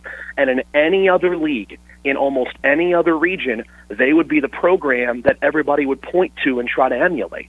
And yet, despite everything SDSU's done, North Dakota State has the national championships. And that's what people will look at. And so it's just fascinating 1-2, back and forth between them. And the Jacks have won 4 of the last 6 for the Marker, but NDSU's 1-2 in the playoffs during that span, and again had those runs where they've taken care of business in Frisco. This is an opportunity for SDSU not only to win 3 in a row for the Marker, but if the Jacks win, they're probably the number 1 team in the country come Monday. And that's never happened in the history of the program. So for that reason, I don't know how you don't classify this as the biggest regular season game in SDSU football history. When the Jacks beat the Bison in the last game of the regular year in the spring of 21, it meant SDSU ended up being the number 1 seed in the playoffs, but we didn't realize that at the time. Going into that game, we just knew it was a big game and the conference title was online. When you look at everything that goes into this and the potential of being number 1 and some of those things, I don't see how you don't classify that as it is. For NDSU, they played in so many regular season games as the number 1 team, but for SDSU, this has a chance to be very special, and so I think that's why it feels different. And the fact that we're saying it's Marker Week, Andy, but we're not talking about the Marker. We're talking about 1 versus 2. Mm-hmm. That's something different as well. So there's a lot more on this one. I don't think there's any question about that. First time it's been 1 versus 2 inside the Fargo Dome as well in the long history of this rivalry, and that's a great point. That's why we have him on, the play-by-play voice for SDSU, Tyler Merriam. Nice enough to give us some time. Great to have you on again, sir. Great to hear from you, and looking forward to chatting with you on Saturday. It should be a lot of fun. Take care, guys. There he is, Tyler Merriam, the voice of the Jacks. And some great points. First time to be number 1 as well. There's a lot of aspects to this that are different than past Marker games. But looking forward to kicking that one off. 2:30 inside the Dome, 1:30 network pregame with the guy to my right, along with Phil Hansen and Cole Jurek. Got Bison Game Day for you, which will start at 11:30 with myself and James Hendricks, which means 10:30 for the Bison Tailgate Show and 8:30 for the Bison Report Show. I just went in reverse order, and I'm very impressed with myself, personally. Takes a lot to go. It's like going the alphabet Z to A. You never want to have to do that, though. If you have, that means you're doing something that you shouldn't be doing while you're ZYXW, driving. that's all I got. ZYXW. If anybody asked me to do reverse alphabet, nah, I ain't doing it. ZY. What if a police officer asked you to do it? I'd fail. Oh, yeah, you'd fail, but you'd do it. I couldn't do it. Yeah, you'd try to, though. I thought you were just saying, like, anybody asked me, no, I'm not doing it. Not doing it. That's where you were going with it? That's what I it kind of refuse. sounded like. Did you invoke the 5th? Yeah. I'm just not doing it. Okay, sounds good. So there we go. Yeah, that's the reverse order of what our game day setup will be. It'll be a 8:30 start with the Bison Report Show, and then obviously 2:30 kickoff inside the Dome. And fans, you can make a difference. This is obviously a game where the fans are going to play a little bit of an aspect into it. Going to be a full force Fargo Dome, and get those fall starts going. I want the fall start counter from Buffalo Wild Wings to be going off inside the Dome again. I think they had 4 last home game a couple of weeks back against Youngstown State. Let's up the ante. Let's get the thing to 4 again, or get it to 5. Why not? Yeah, it's just got to see how things rock and roll with this team, and I keep going back to the running game, Andy, and I'd like to see Tamarick just have another solid game. I love what Hunter Lipke's been able to do. His streak of 8 consecutive touchdowns that was ended last week. Came to an end, yeah. So that came to an end, but that's why I love this team. They don't care about streaks. The only streaks they care about is winning games. Yeah. That's what matters at the end of the day. I like Matt Entz was asked, the frustrations, what he likes about his team right now. Like, what do you like about it? 5-1. That's where I'm going to start. I like the 5-1 record. That's a good thing to have at this point of the season, no doubt about it. Both of these teams 5-1 with a loss to an FBS opponent. Bison obviously is Arizona. SDSU lost week 1 in that eye bleeder of a game that was 7-3 final. The couple of safeties in there against Iowa was not a great game on the offensive end. Didn't go into the record books for anything offensive, but both teams 5-1, undefeated against the FCS and undefeated in Valley play, in conference play here this season. So a lot of things will play a factor in this game. The offenses, NDSU, rushing offense, really good. Passing offense starting to get better for SDSU. Both sides on offense, rushing and passing, were a little bit rough to start. Just weren't scoring a bunch, weren't putting up a ton of yards. They've really picked it up the last couple of weeks. Mark Gronowski's gotten better. I think he trusts the knee a little bit more. The Yankees have then, because the quarterback's gotten better, they've gotten better. And Isaiah Davis looks healthy, and he is ready to just try and do what he can to run over and through Bison defenders, because that's the kind of style he has. Not just because he's going to do it because he's better than NDSU, but that's the style of running he has. He is not a finesse running back going to try and spin around you. No, he's going through you, and he's going to put that stiff arm on you, and it might be the best stiff arm from a running back in the FCS. It's really good. He's done it to a lot of different defenders that have tried to bring him to the ground. Got to get a host of tacklers to Isaiah Davis, but should be a fun game inside the dome. Take a break. We'll come back, preview that one a little bit more, and also some NFL news to touch on today. Some important updates on some injury fronts as well. Get to all that stuff when we come back here on The Insiders, brought to you by Proceed. You're listening to The Insiders on your home for NDSU sports. Bison 1660. So most companies claim they have good people, good product, good customer service, but the question is how often. We go the extra mile to take care of our dealers and our growers, and more importantly, their families and their customers. Proceed tries to bring a family-like experience. Farmers, we want to understand what their challenges are. We also want to bring products to them that help them overcome those challenges so that they can be as successful as possible. Need seed? Think Proceed. Proceed.net. Great seed at a reasonable price. On the Rocks Craft Cocktails bring natural, refreshing, bar-quality, balanced cocktails to the ready-to-drink category. Natural ingredients, no preservatives. Like the Mai Tai with Carusan Rum, the Margarita with Hornitos Tequila, an Old Fashioned with Knob Creek Bourbon, an Aviation with Larios Gin, or get spicy with a Jalapeno Pineapple Margarita with Tres Generaciones Tequila. Or maybe live it up with the Cosmopolitan with Effin' Vodka. On the Rocks Craft Cocktails. Hard to choose, easy to pour. Please drink responsibly. The Bison Hotline post-game show is broadcasting live this year from Applebee's on 19th Avenue North in Fargo. Come see the Bison 1660 crew live after every NDSU football game and register to win prizes including Bison 1660 t-shirts, tickets to upcoming games, and a whole lot more. Plus, take advantage of the great food and drink specials at Applebee's. Bison Hotline broadcasting live after every NDSU football game from Applebee's on 19th Avenue North in Fargo, right across from the Fargo Dome. Horns up. When it comes to your electrical needs, you only need one call, and that's to JDP Electric. Whether it's a small residential project or a larger commercial job, JDP's team of professionals will work with you closely to make the process easy. Their dedicated team of professionals can assist with any size project or idea you may have, and even provide a few ideas they see that fit your budget as well. Call 232-1991 today to experience the JDP difference, or online at jdpelectric.net. Corwin Toyota's lot is overflowing with used vehicles, and it's time to clear them out. Find the biggest selection of used cars, trucks, SUVs, and vans. All makes, all models, all priced to sell. Shop their huge selection of certified pre-owned Toyotas. It's the next best thing to new. Certified pre-owned vehicles come with an exceptional coverage policy. Each unit undergoes a 160-point inspection to ensure only the best receive the certified seal of approval. Shop Corwin Toyota today. CorwinToyota.com. Here's your Red River Valley weather update on Bison 1660. Cool and cloudy on your Wednesday, a high in the mid to upper 50s, and a 30% chance of some showers throughout the day. Tonight, still mostly cloudy skies, and will cool down into the mid to low 30s. On Thursday, mostly sunny and a high in the low 50s. For your latest in weather, go to Bison1660.com. This weather update brought to you by Heartland Trust Company, an independent and local trust company where their priority is your financial future. Visit them online at heartlandtrust.com.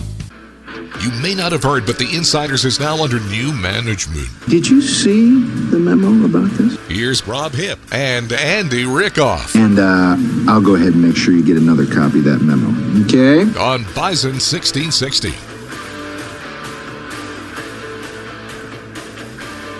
Men's Hair Company is the only place you got to go for haircuts, waxing, shaves, beard care, and more. 5 Fargo, Moorhead, and West Fargo locations to choose from. Go with the home team for your haircuts this football season. Online, menshairco.com to schedule an appointment today. Andy Rickoff, Rob Hipp, Micah Bindi in with you on the Insiders on this Wednesday edition. Tomorrow, we are at Sicky's. Make sure you stop by. We're at Sicky's Garage off 45th Street South. You cannot get tickets to this game anywhere, folks. It's a sold-out game. Maybe a few tickets become available at the end of the week. You can't get tickets to the game, but we'll have a pair of tickets at Sicky's to give away. So if you want a pair of tickets to the game, coming out to Sicky's, enjoy the great burgers, brews, chicken sandwiches, fried pickles are a must for us. Come out there, enjoy the show, register for the tickets, and you might win them. You might just win a pair of tickets, and you have a great day because you have a great meal from Sicky's. So, coming out tomorrow, 11 to 1. We'll have those tickets under lock and key as well until you win them. We're going to have security there with us. Yeah, Micah Bindi's the security. Yeah, that's right. Just the clippings of the beard that he trimmed off, though. That's the security. Akeem is security for the tickets. Akeem. Yeah, Akeem. Your dual personalities there. Your alter ego, now shaved face. It's actually Hakeem because the H in Micah. Hakeem. Hakeem, there you go. That's the security for the tickets, which we'll give away tomorrow. But be there. We'll also give away a great prize from Dakota Monument Company. This giant NDSU engraved stone piece, stone artwork that goes in your yard. Great piece. Only give it away during the marker game, marker week, so come on out there for that one.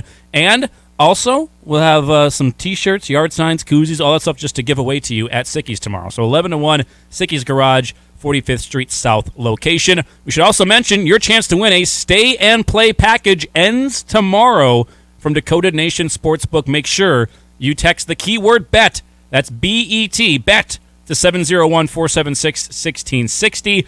And you'll be registered to win a stay-and-play package at Dakota Nation Sportsbook to watch the marker game between the Bison and the Jackrabbits. You can go down there, enjoy the awesome atmosphere. They got TVs all over the place, TV walls, floor-to-ceiling, great food and drink menu there, too. You can bet on all your favorite sporting events at Dakota Nation Sportsbook. And you can win that stay-and-play package by texting BET to 701-476-1660. We will name the winner of that prize pack, that stay-and-play package, tomorrow on the show right at the end of it. So make sure you text that keyword BET before the end of tomorrow's show. And if you text it each day, you can maybe get an extra slip into the registration box for that stay-and-play package as well. See somebody's calling in to our... No, there they go. You can call in. We do want you to call in, 701-476-1660. You can also email or text us. And a couple people text into the program today. First off, Dave in Minot texting in says the UND game should be the final game of the season every year. I know earlier in the show I said that should be the SDSU game. That's just how I feel personally. I think that's the bigger rivalry right now. UND's getting bigger, getting better. It helps that since the UND's come into the conference, they've been decent. We weren't really sure what we were going to get. Were they going to be really, really good? Were they going to be bad? Were they going to be somewhere in the middle? I think we've settled on them being somewhere in the middle to upper middle.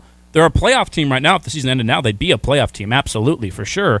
But I still would put SDSU as a bigger rivalry for most Bison fans, at least the current generation of Bison fans. That's why I want SDSU at the end of the season. But I'll take either of them. Yeah, it's a Jackrabbit team that we've talked about. We heard earlier, they learn from the Bison. Everyone wants to be like the Bison with how that offense runs and everything. And so I like having SDSU there at the end and, learning about UND and going up to the Lara Center and being there. They've got a passionate fan base as well, but that rivalry is still so huge with SDSU, and I think it's a perfect fit. It definitely is. Also, Todd in Kenmare texting into the program says, Bowden Skunberg for all defensive team in the Summit League this season. think that's definitely likely. I thought he kind of got snubbed a little bit last year, not being one of the members on the all-defensive team. I think he should be up for that one this year, and hopefully he does land on that all-defensive team. And Micah Bindy's prediction of at least second-team all-conference also comes true, because he's going to be relied upon a little bit as a leader of this team for Dave Richmond and company to give you some offensive firepower, but also be the dude, kind of like Tyree Eady was the last few years, and Tyree was on the all-defensive team last season in the Summit League. He's going to be relied upon kind of like Tyree was to be the stopper for the go-to guy, at least the go-to guard for the opposing team. There's that room for someone to step up with obviously the losses of Griesel, Eady, and Cruiser. There's an opportunity. Oh, it's multiple players, multiple minutes. So you think Andrew Morgan's got a great opportunity. It was a good freshman year for Andrew, and you put him next to Grant Morgan and can't get those twin towers like it was with Rocky and Grant for a while. That's going to be a great opportunity for Andrew Morgan. Same thing for Bowden Skunberg. Same thing for Luke Yoder, who Dave Richmond was talking about quite a bit last week when we had him on, the transfer from D3 school in Illinois. That's opportunity for all those players and some of the young players. Not very often do you see freshmen come in and contribute right away in huge, meaningful roles, but it will probably happen this year. There's a couple of guys I know they're high on for that honor, that opportunity of being an incoming freshman, a true freshman that plays a key role. But also, in the Summit League, usually takes a little bit of time. We'll see if one can stand out. Grant Nelson's one that stood out early on. There's some other guys as freshmen that have stood out across this league. It just doesn't happen very often, and they're going to need somebody to step up, and I'm sure as the season goes on, we'll find out who that somebody or somebodies is going to be for the Bison. I know we're another break behind, so let's take one more break here. We'll come back, some NFL news and recap of day one of the NL and ALDS in Major League Baseball. If you're a Mariners fan, you may want to turn the station. Just kidding. Come back with us. More of the Insiders coming back next. This is the Insiders on your home for NDSU sports. Bison 1660. No matter where you work, whether it's at your kitchen table or in the office, you need to collaborate with your team. ProConnect from Consolidated Communications makes it happen. You'll never miss a call when you can answer from your desk phone, laptop, or cell phone. And you can communicate instantly using real-time messaging. Confidently connect with customers over secure video conferencing and work together to create and share documents. Get ready to connect, collaborate, and communicate brilliantly. Choose ProConnect, your team collaboration tool from Consolidated Communications. Every fan loves an explosive play on the field when someone breaks free and takes it to the house. Take that feeling anywhere with the explosive taste of Bud Light Seltzer, the official hard seltzer of the NDSU Bison. Bud Light Seltzer is always the right call for game day. The bold flavor of the hard soda variety pack and the all-new seasonal apple slices flavors will definitely score points with your team in the tailgate zone or inside the Fargo Dome. Bud Light Seltzer, the official hard seltzer of the NDSU Bison. Please drink responsibly, never drink and drive. Your brilliant proposal starts with Schmidt's Gems and Fine Jewelry, your source for mined and certified lab-grown diamonds. Looking to create a custom engagement ring? Our team of jewelry experts will help you create that perfect ring, mesmerizing her, creating an heirloom to be cherished for a lifetime. Schmidt's Gems and Fine Jewelry, 3241 42nd Street South, Fargo. Online at schmittsjewelry.com. Schmidt's Gems and Fine Jewelry. When you're making decisions about your ag operation finances, you need access to the experts. This is Scott Solandic with Cornerstone Bank. Whether you're just starting your operation or looking to grow, we're here to talk you through those financial decisions. We're the kind of people who get to know you and genuinely appreciate your needs. If you're looking for a bank that's been specializing in ag banking for generations, come see us at Cornerstone Bank. Cornerstone Bank, member FDIC, equal housing lender. Hi, it's Kelly, and I want to tell you about my great experience with Valley Service Mechanical. They were polite and very easy to deal with. They were knowledgeable and helped me understand every step of the process, from the initial discussion of purchase options to the installation. It was a top-notch experience. If you ever want to work with professionals, I would strongly recommend Valley Service Mechanical.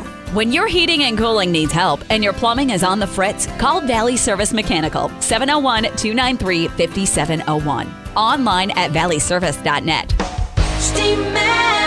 We all want to be part of a winning team, right? Hi, this is Marcus with Steamatic, and I am very proud of our team. Industry experts have voted Steamatic the best method of cleaning with our patented steam cleaning process, our 24-hour service, and highly trained technicians. We do it all from carpet cleaning, air duct cleaning, fire and water damage restoration, and remember, Bison fanatics choose Steamatic. Steamatic.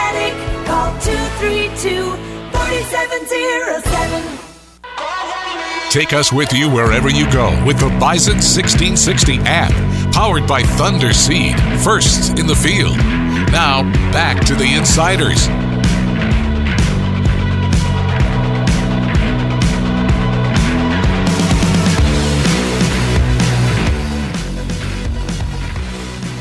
Today's show brought to you in part by Red River Commodities and Sun Butter, the maker of delicious sunflower butters the whole family can enjoy because it's free of the top 8 food allergens, including peanuts, tree nuts, soy, and dairy. And it's grown locally in the tri-state area and produced locally at Red River Commodities in Fargo. Sun Butter, simple ingredients, delicious flavor. Andy Rickoff, Rob Hipp, Micah Bindi in here with you on the show. Again, tomorrow we are at Sicky's. We'll have the Hendricks Maneuver with James Hendricks. Give away another bottle of bourbon from Fistful of Bourbon. All you got to do to win that bottle of bourbon is to call in when we do the Hendricks Maneuver right around noon. We'll ask a trivia question. A little afternoon, probably like 12:15, 12:20. We'll ask you a trivia question about James Hendricks. Call in with the answer to that trivia question, and you win an entire bottle of bourbon from Fistful of Bourbon. That's tomorrow on the show. Also a Throwback Thursday, my new Top 15, which has some shakeups. Some shakeups, I think, to the top 15, and even more shakeups next week. Ooh, next week's going to be a fun week for the top 15. That's going to be a doozy of a week, no doubt about that. And we'll have the Bison 1660 Pick'ems. I think there might be a couple of games on that one from the FCS, and a couple of games from the FBS as well. Maybe a Alabama-Tennessee happening in that one. And I was approached. I was asked if I was going to put a bet down on the Vikings this week because we do have a little bit of Vikings news that popped right before the show as the head coach, Mike McDaniel of the Miami Dolphins, announced that Tua Tagovailoa is resuming throwing. He's throwing now at practice, but he's not yet close to being back and being cleared to play from the concussion he suffered a couple of weeks back, so he will not be playing this week for the Dolphins. Sounds like Teddy Bridgewater is working through the protocol, hasn't practiced at all. He won't be playing. They have named Skylar Thompson their third-string quarterback, former Kansas State quarterback with Chris Kleiman.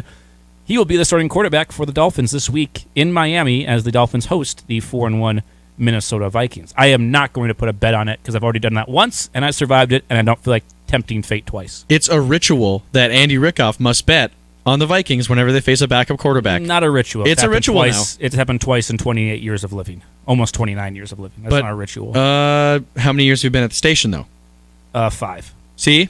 Now it can be 2 years, so we're going to just keep it going. So that's twice every 5 years I have to do it. So I got a little bit of a gap here before I have to do it again. But how many times have the Vikings faced a backup quarterback?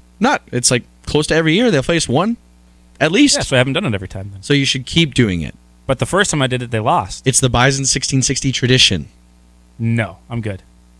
Because the first time they did it, they lost, so why would I do it again? Are you scared? No, I'm not scared of Skylar Thompson or the Dolphins. You're going to try and bully me into this. I'm the host of the show, so I go, oh, are you scared? Are you scared? You just write them on the board. I'm the only one that's betting anything. You just write stuff on the board. Have you lost a bet Meanwhile, before? Rob's got a bet over there, a prediction of the Panthers finishing second in their division. They have fired their coach. What's his punishment over here?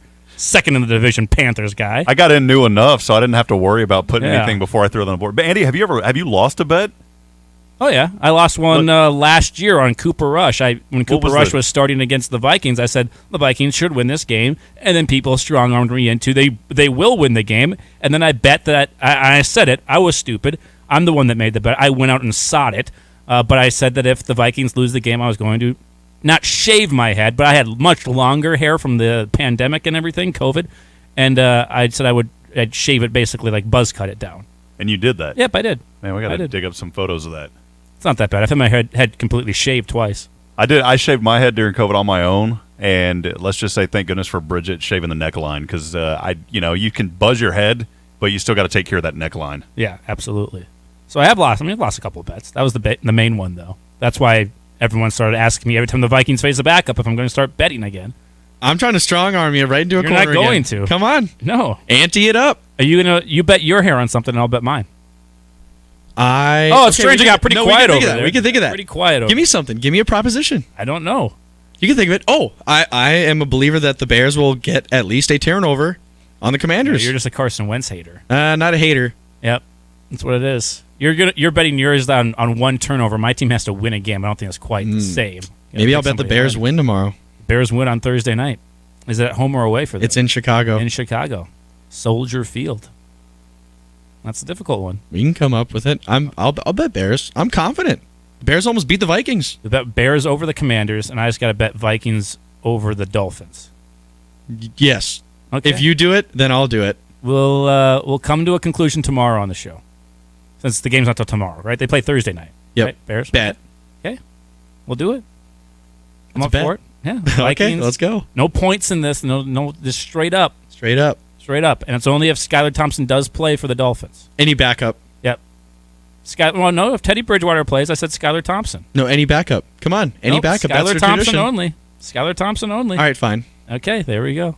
It's on the board. Well, this isn't a bet. This isn't a bet. But We're both going to end up with our head shit. That's how this is going to pan out. You know that, right? That's fine. Yeah. kind of equal each other out, though, so we got to think of something. But look, this isn't a bet. This is a prediction from Donley in Jamestown. He says, this is going back to the Bison, if we have 0 net turnovers, 90% chance of a Bison win. 1 net turnover, 25% chance of a Bison win. 3 net, 0 chance of a win. So that is his prediction.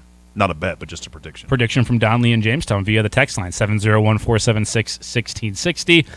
I would say, I don't know if it will drop down to 25% chance if you have 1 turnover, because the Bison might force a turnover too. That's the other side of that one. So depends probably what the turnover margin is. If you're even, 90% or whatever. If you're -1, yeah, it goes down. It's more of a 50-50. But I also don't think it's up to 90% if they don't turn the ball over either. These teams are just too equally matched for anyone to be 90% chance to win if there's no turnovers by both sides. Yeah, I think it's look, man, we went in, Bison went in last week, +6 in the turnover margin, and then put those 3 on the ground, so now +3, but that's going to be a deciding factor. I think it's going to come down to getting off to an early start and then also just ball contain, holding on to the football. You know, one other thing that kind of stood out to me when I was looking at the numbers, I know Bison fans have gotten really obsessed with the penalties, and there's been some penalties I've been not too happy with either. I thought 5 penalties last week was fine when you're on the road. There weren't too many. Yeah, they weren't really a big factor.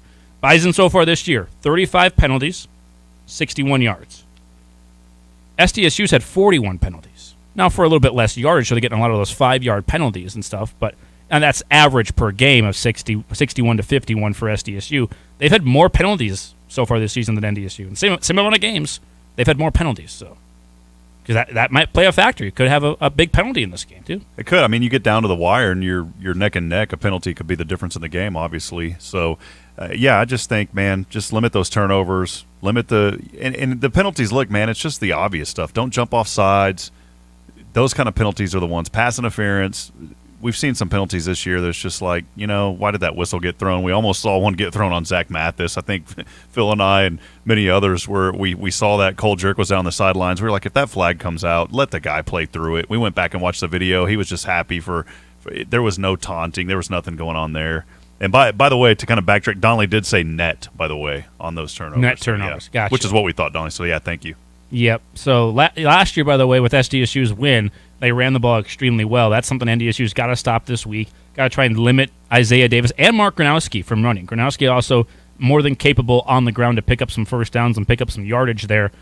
SDSU, no team has won in the Fargo Dome more than South Dakota State over the last handful of years. They've won in 08, 16, and then that 2020/2021 spring season inside the Dome since the Bison and the Jackrabbits began Division I play in 2004. Youngstown State has won twice, 09 and 11. Western Illinois, 08 and 2010 are the only other FCS teams to win more than once inside the Fargo Dome since the 2004 season when NDSU started Division I play. So SDSU has had some success. They're not scared of the environment and the noise. There's a team that's somewhat accustomed to it or used to it because of all the games they've played, not only in the regular season but in the playoffs inside the Dome.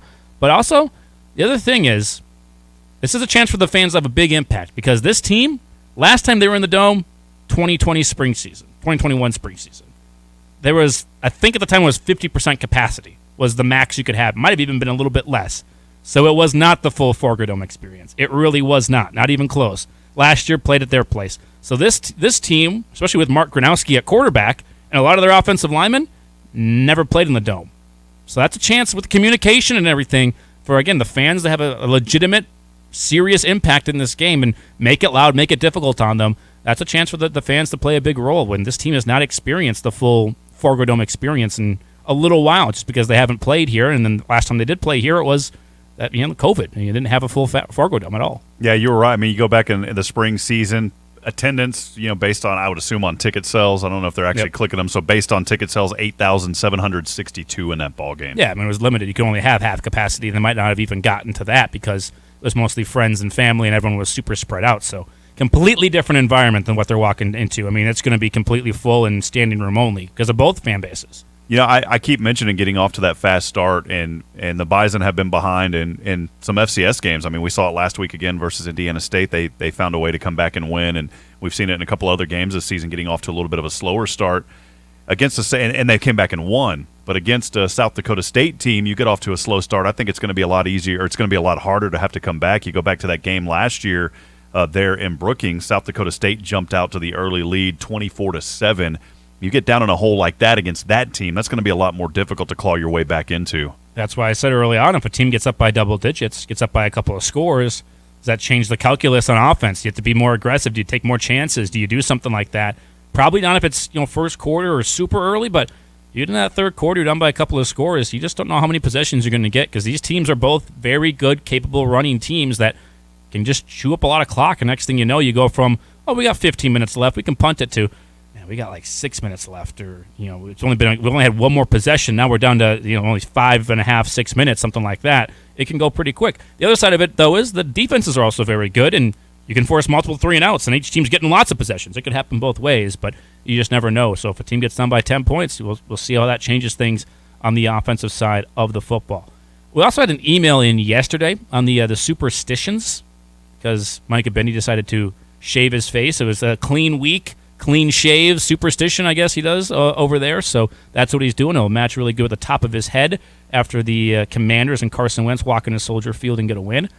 This is from William. Says, a superstition that my brother and I had for a while was seeing the Northern Lights on the day of a game was bad luck, because the few times we saw it while coming into town in the early morning hours for marching band breakfast, we ended up losing that day.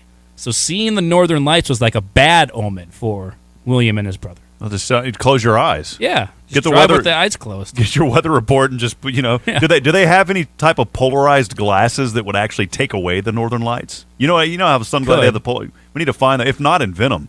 Or just you don't see the Northern Lights where there's a lot of light pollution, so you just get really bright lights on the top of your car and shine them the whole time. I'm sure that won't make any other drivers upset, but yeah, maybe a bad luck charm. So. A bad omen if you saw the Northern Lights. Yeah, don't look for them. Don't read the news.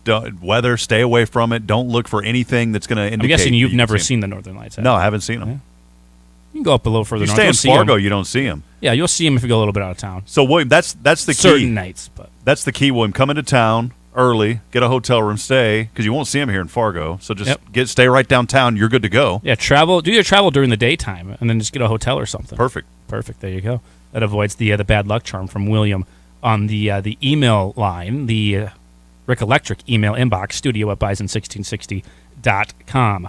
We'll take a break, our final break of the show today. We'll come back and I'll talk some Major League Baseball. The playoffs underway in a crushing defeat for one team yesterday against a division rival. Go over that when we come back to wrap up the show next. You've got the insiders on your Bison Nation station, Bison 1660. Sugar beet season is in full swing. Are you having issues with your bed liner while hauling? Contact Horn Plastics today. Horn Plastics has industry-leading bed liners that will guarantee you get every dime out of your haul. With a superior slide bed liner, you'll not only prolong the life of your equipment, you'll increase the amount of material in each load, increase the number of loads per day, which in turn makes you more money. Call today for a free estimate or to get your install scheduled. Online at hornplastics.com. That's hornplastics.com. Sicky's Garage Burgers and Brews is your home for happy hour. Twice a day, 3 to 6 and 9 to close, Sunday through Friday, 9 to close on Saturdays. Load up on loaded tots, cauliflower wings, chips with jalapeno cream corn, or the cheesy jalapeno corn fritters. Sicky's Garage now with 2 locations, 13th Avenue and 45th Street South on Amber Valley Parkway. So many new flavors to kick back and enjoy while watching the game or relaxing with friends. We'll see you at Sicky's. Hey folks, don't let bad credit hold you back from buying a car. Corwin Public Wholesale can help you get financed today. Visit corwinwholesale.com or stop by their location on 38th Street South in Fargo. Corwin Public Wholesale has helped thousands of people who have bad credit, no credit, bankruptcy, repo, divorce, or late payments. And with their financing power, Corwin Public Wholesale can get you into any vehicle today. They accept all credit applications. Apply today, drive today at Corwin Public Wholesale. Our Road to the Ring is brought to you by Schmidt's Gems and Fine Jewelry. Senior running back Tamarick Williams set a career-high rushing for 145 yards and 3 touchdowns as top-ranked North Dakota State defeated Indiana State in Terre Haute 31-26 on October the 8th. Wide receiver Zach Mathis also had a career day with 6 receptions for 88 yards, and senior linebacker James Kaiser made a team-high 10 tackles, including 2 sacks. Junior defensive tackle Will Mostart earned his first career Conference Player of the Week honor after blocking a 30-yard field goal to help preserve a 4-point lead late in the third quarter. The Bison are now 3-0 in conference play and 5-1 overall. The Road to the Ring is brought to you by Schmidt's Gems and Fine Jewelry. They have a long history and reputation for quality workmanship and rock-solid pricing. Whether diamond engagement rings, custom jewelry, or repairs, let Brenda and the team at Schmidt's Gems and Fine Jewelry create a legacy for you and your family. Next up for the Bison, they return home to the Fargo Dome to battle the South Dakota State Jackrabbits on Saturday in the annual Dakota Marker game. Protect your vision with the latest contact lens technology from Eyes on Broadway and Rexine Family Eye Care. Hi, I'm Dr. Michael Rexine, your downtown eye doc. Contact lens-related eye infections can lead to permanent vision loss, but are preventable with proper hygiene and replacement schedule. Set up an appointment with Dr. Michael Rexine or myself, Dr. Vanessa Manlove, at michaelrexine.com, with locations in both Fargo and Mayville. I promise you will see the difference. The place you go for all your Bison news first. You've got the insiders right here on Bison 1660.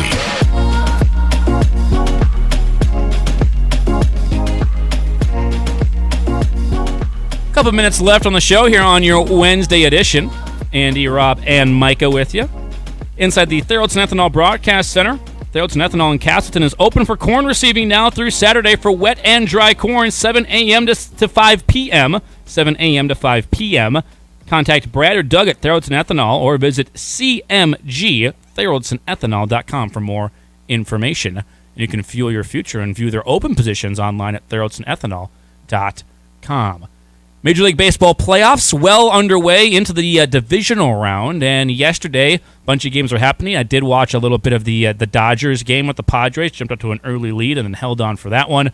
Also, the Phillies holding off the Braves and taking Game 1 from many people's favorite in the National League, the Atlanta Braves, and defending World Series champions. And then the Yankees-Guardians game, I caught just about all of that one. Home runs, couple of them for the Yankees that end up giving them the win. And no, the home runs were not hit by Aaron Judge, actually. Anthony Rizzo and something called Harrison Bader with a home run for the Yankees there in game number 1. And they beat the Guardians, who have scored a combined 4 runs in 3 playoff games. Might want to get the offense going just a bit. Pitching's great, but the offense lagging behind for Cleveland at this point. The other game from yesterday would be the Mariners at the Houston Astros. You think Houston, number 1 seed, got Justin Verlander. They're going to cruise to victory in this one. Not so fast. The Mariners jump up to a big lead, 8-run lead. They chased Justin Verlander from the game after just 4 innings, had 10 hits, a couple of big home runs off of him, a lot of runs scored. They knock Verlander around. They get him out of the game. You're thinking, okay, Sale's going to steal one. Here we go. They're going to take one away, and they're going to go on and have a little bit of something to say maybe in this series against their division rival. You never know when 2 division rivals kind of match up. They know each other so well, anything could happen. Well, instead, the Astros decided to come back on them a little bit and make it a game. Down 2 runs in the 9th, got a couple of runners on, and Yordan Alvarez stepped to the plate. The 0-1. And Alvarez belts it deep to right field. Distant goodbye. Unbelievable. The Astros a walk-off win. Yordan Alvarez a walk-off 3-run homer. And the Astros stun the Mariners in Game 1 of the division series. Astros radio network on the call. They score 2 in the 8th and 3 in the 9th. Never felt like they were completely out of the game. They were just within arm's reach, just a little bit. They had a run here, a couple runs there, just to stay within striking distance. But they trailed 7-2 entering the 8th inning. They score 5 runs, make it 7-3. Going into the 8th inning, score 5 runs, 2 in the 8th and 3 in the 9th off Yordan Alvarez's home run, and they win the game 8-7. I know it's just one game, but that feels like it's almost the series right there. Yeah, I mean, it was nuts, and that was Robert Ford on the call, and that was the Astros' 7th walk-off home run in their history, but there was even more stats behind that, Andy, that really stood out. Only the Yankees, by the way, have more at 12 whenever you're talking about postseason history with those walk-off home runs. The Astros 0-48 and have never won in postseason history when trailing by multiple runs after 8 innings. They were trailing pretty heavily there, as you talked about. It was the second walk-off in home run postseason history by a team that was down to their final out. So we're talking, I mean, they were down to 2 outs. They had only 1 out to go. That is only the second walk-off that has ever happened in postseason history. And then the last was back in Game 1 of the 1988 World Series when Kirk Gibson for the Dodgers versus the Athletics had that one. We've got that audio as well. Vin Scully was calling that one. Sachs waiting on deck, but the game right now is at the plate. High fly ball into right field. She is gone! And that's it. That's all Vin has to say, and just some memorable moments there back in 1988. Yeah, phenomenal. Only time it's ever happened that far back. I mean, only 2 times in the playoffs like that has happened when you're down to your final outs. And big home run. You can't throw him a fastball. They threw him 2 straight fastballs. The first one he fouled back. Next one he hit out a long, long ways and gives the Astros a win. Like I said, that almost feels a little bit like the series. I know it's only 1 game. They have a day off today. They play again tomorrow. But it feels like in the first 2 games when you're the road team, one of those first 2, you're going to get blown out. You're probably not going to win that game. The other one, you have a chance. Seems like you always have a chance in 1 game. You got to do everything right to win it. Just didn't do everything right, and they lose it in heartbreaking fashion. 8-7, the Astros get the win there, even though Justin Verlander got rocked around a little bit. So now let's see if the Mariners, who are probably reeling a little bit today, if they can come back and make that thing a series. Think they can? I was cheering for the Seattle in this series coming into it, honestly. Man, me from being down in that area and Bennett Minute made a lot. I mean, I was cheering on the Astros. So maybe giving the Mariners a little taste of their own medicine, you know, after they come back against Toronto and the Blue Jays and win that in the wild card series. See if they can make it an entire series, though. That will do it for the show. Big thanks to everybody for listening, giving us their time today. Thanks to Tyler Merriam for stopping by. Thanks to Rob Hipp. Thanks to Micah Bindi, a little bit. Not really overly happy with him. Strong-arming people into bets. You're a bully. You're a bully back there. That's what I do. You're a bully. You're going to look really good with a shaved head after Carson Wentz does what he does. Love Carson. Always cheer for Carson. You're a Carson hater. That's okay. Carson hater, Micah Bindi. Number 1 on the list. Just saying. Back with you again tomorrow. Back on the show. Throwback Thursday. Hendricks Maneuver. Top 15. We're at Sickies. Come out to Sickies. Your last chance as well to win that stay-and-play package by texting BET to 701-476-1660. Give that away tomorrow on the show and a whole lot more. Back with you again, 11-1 from Sickies tomorrow.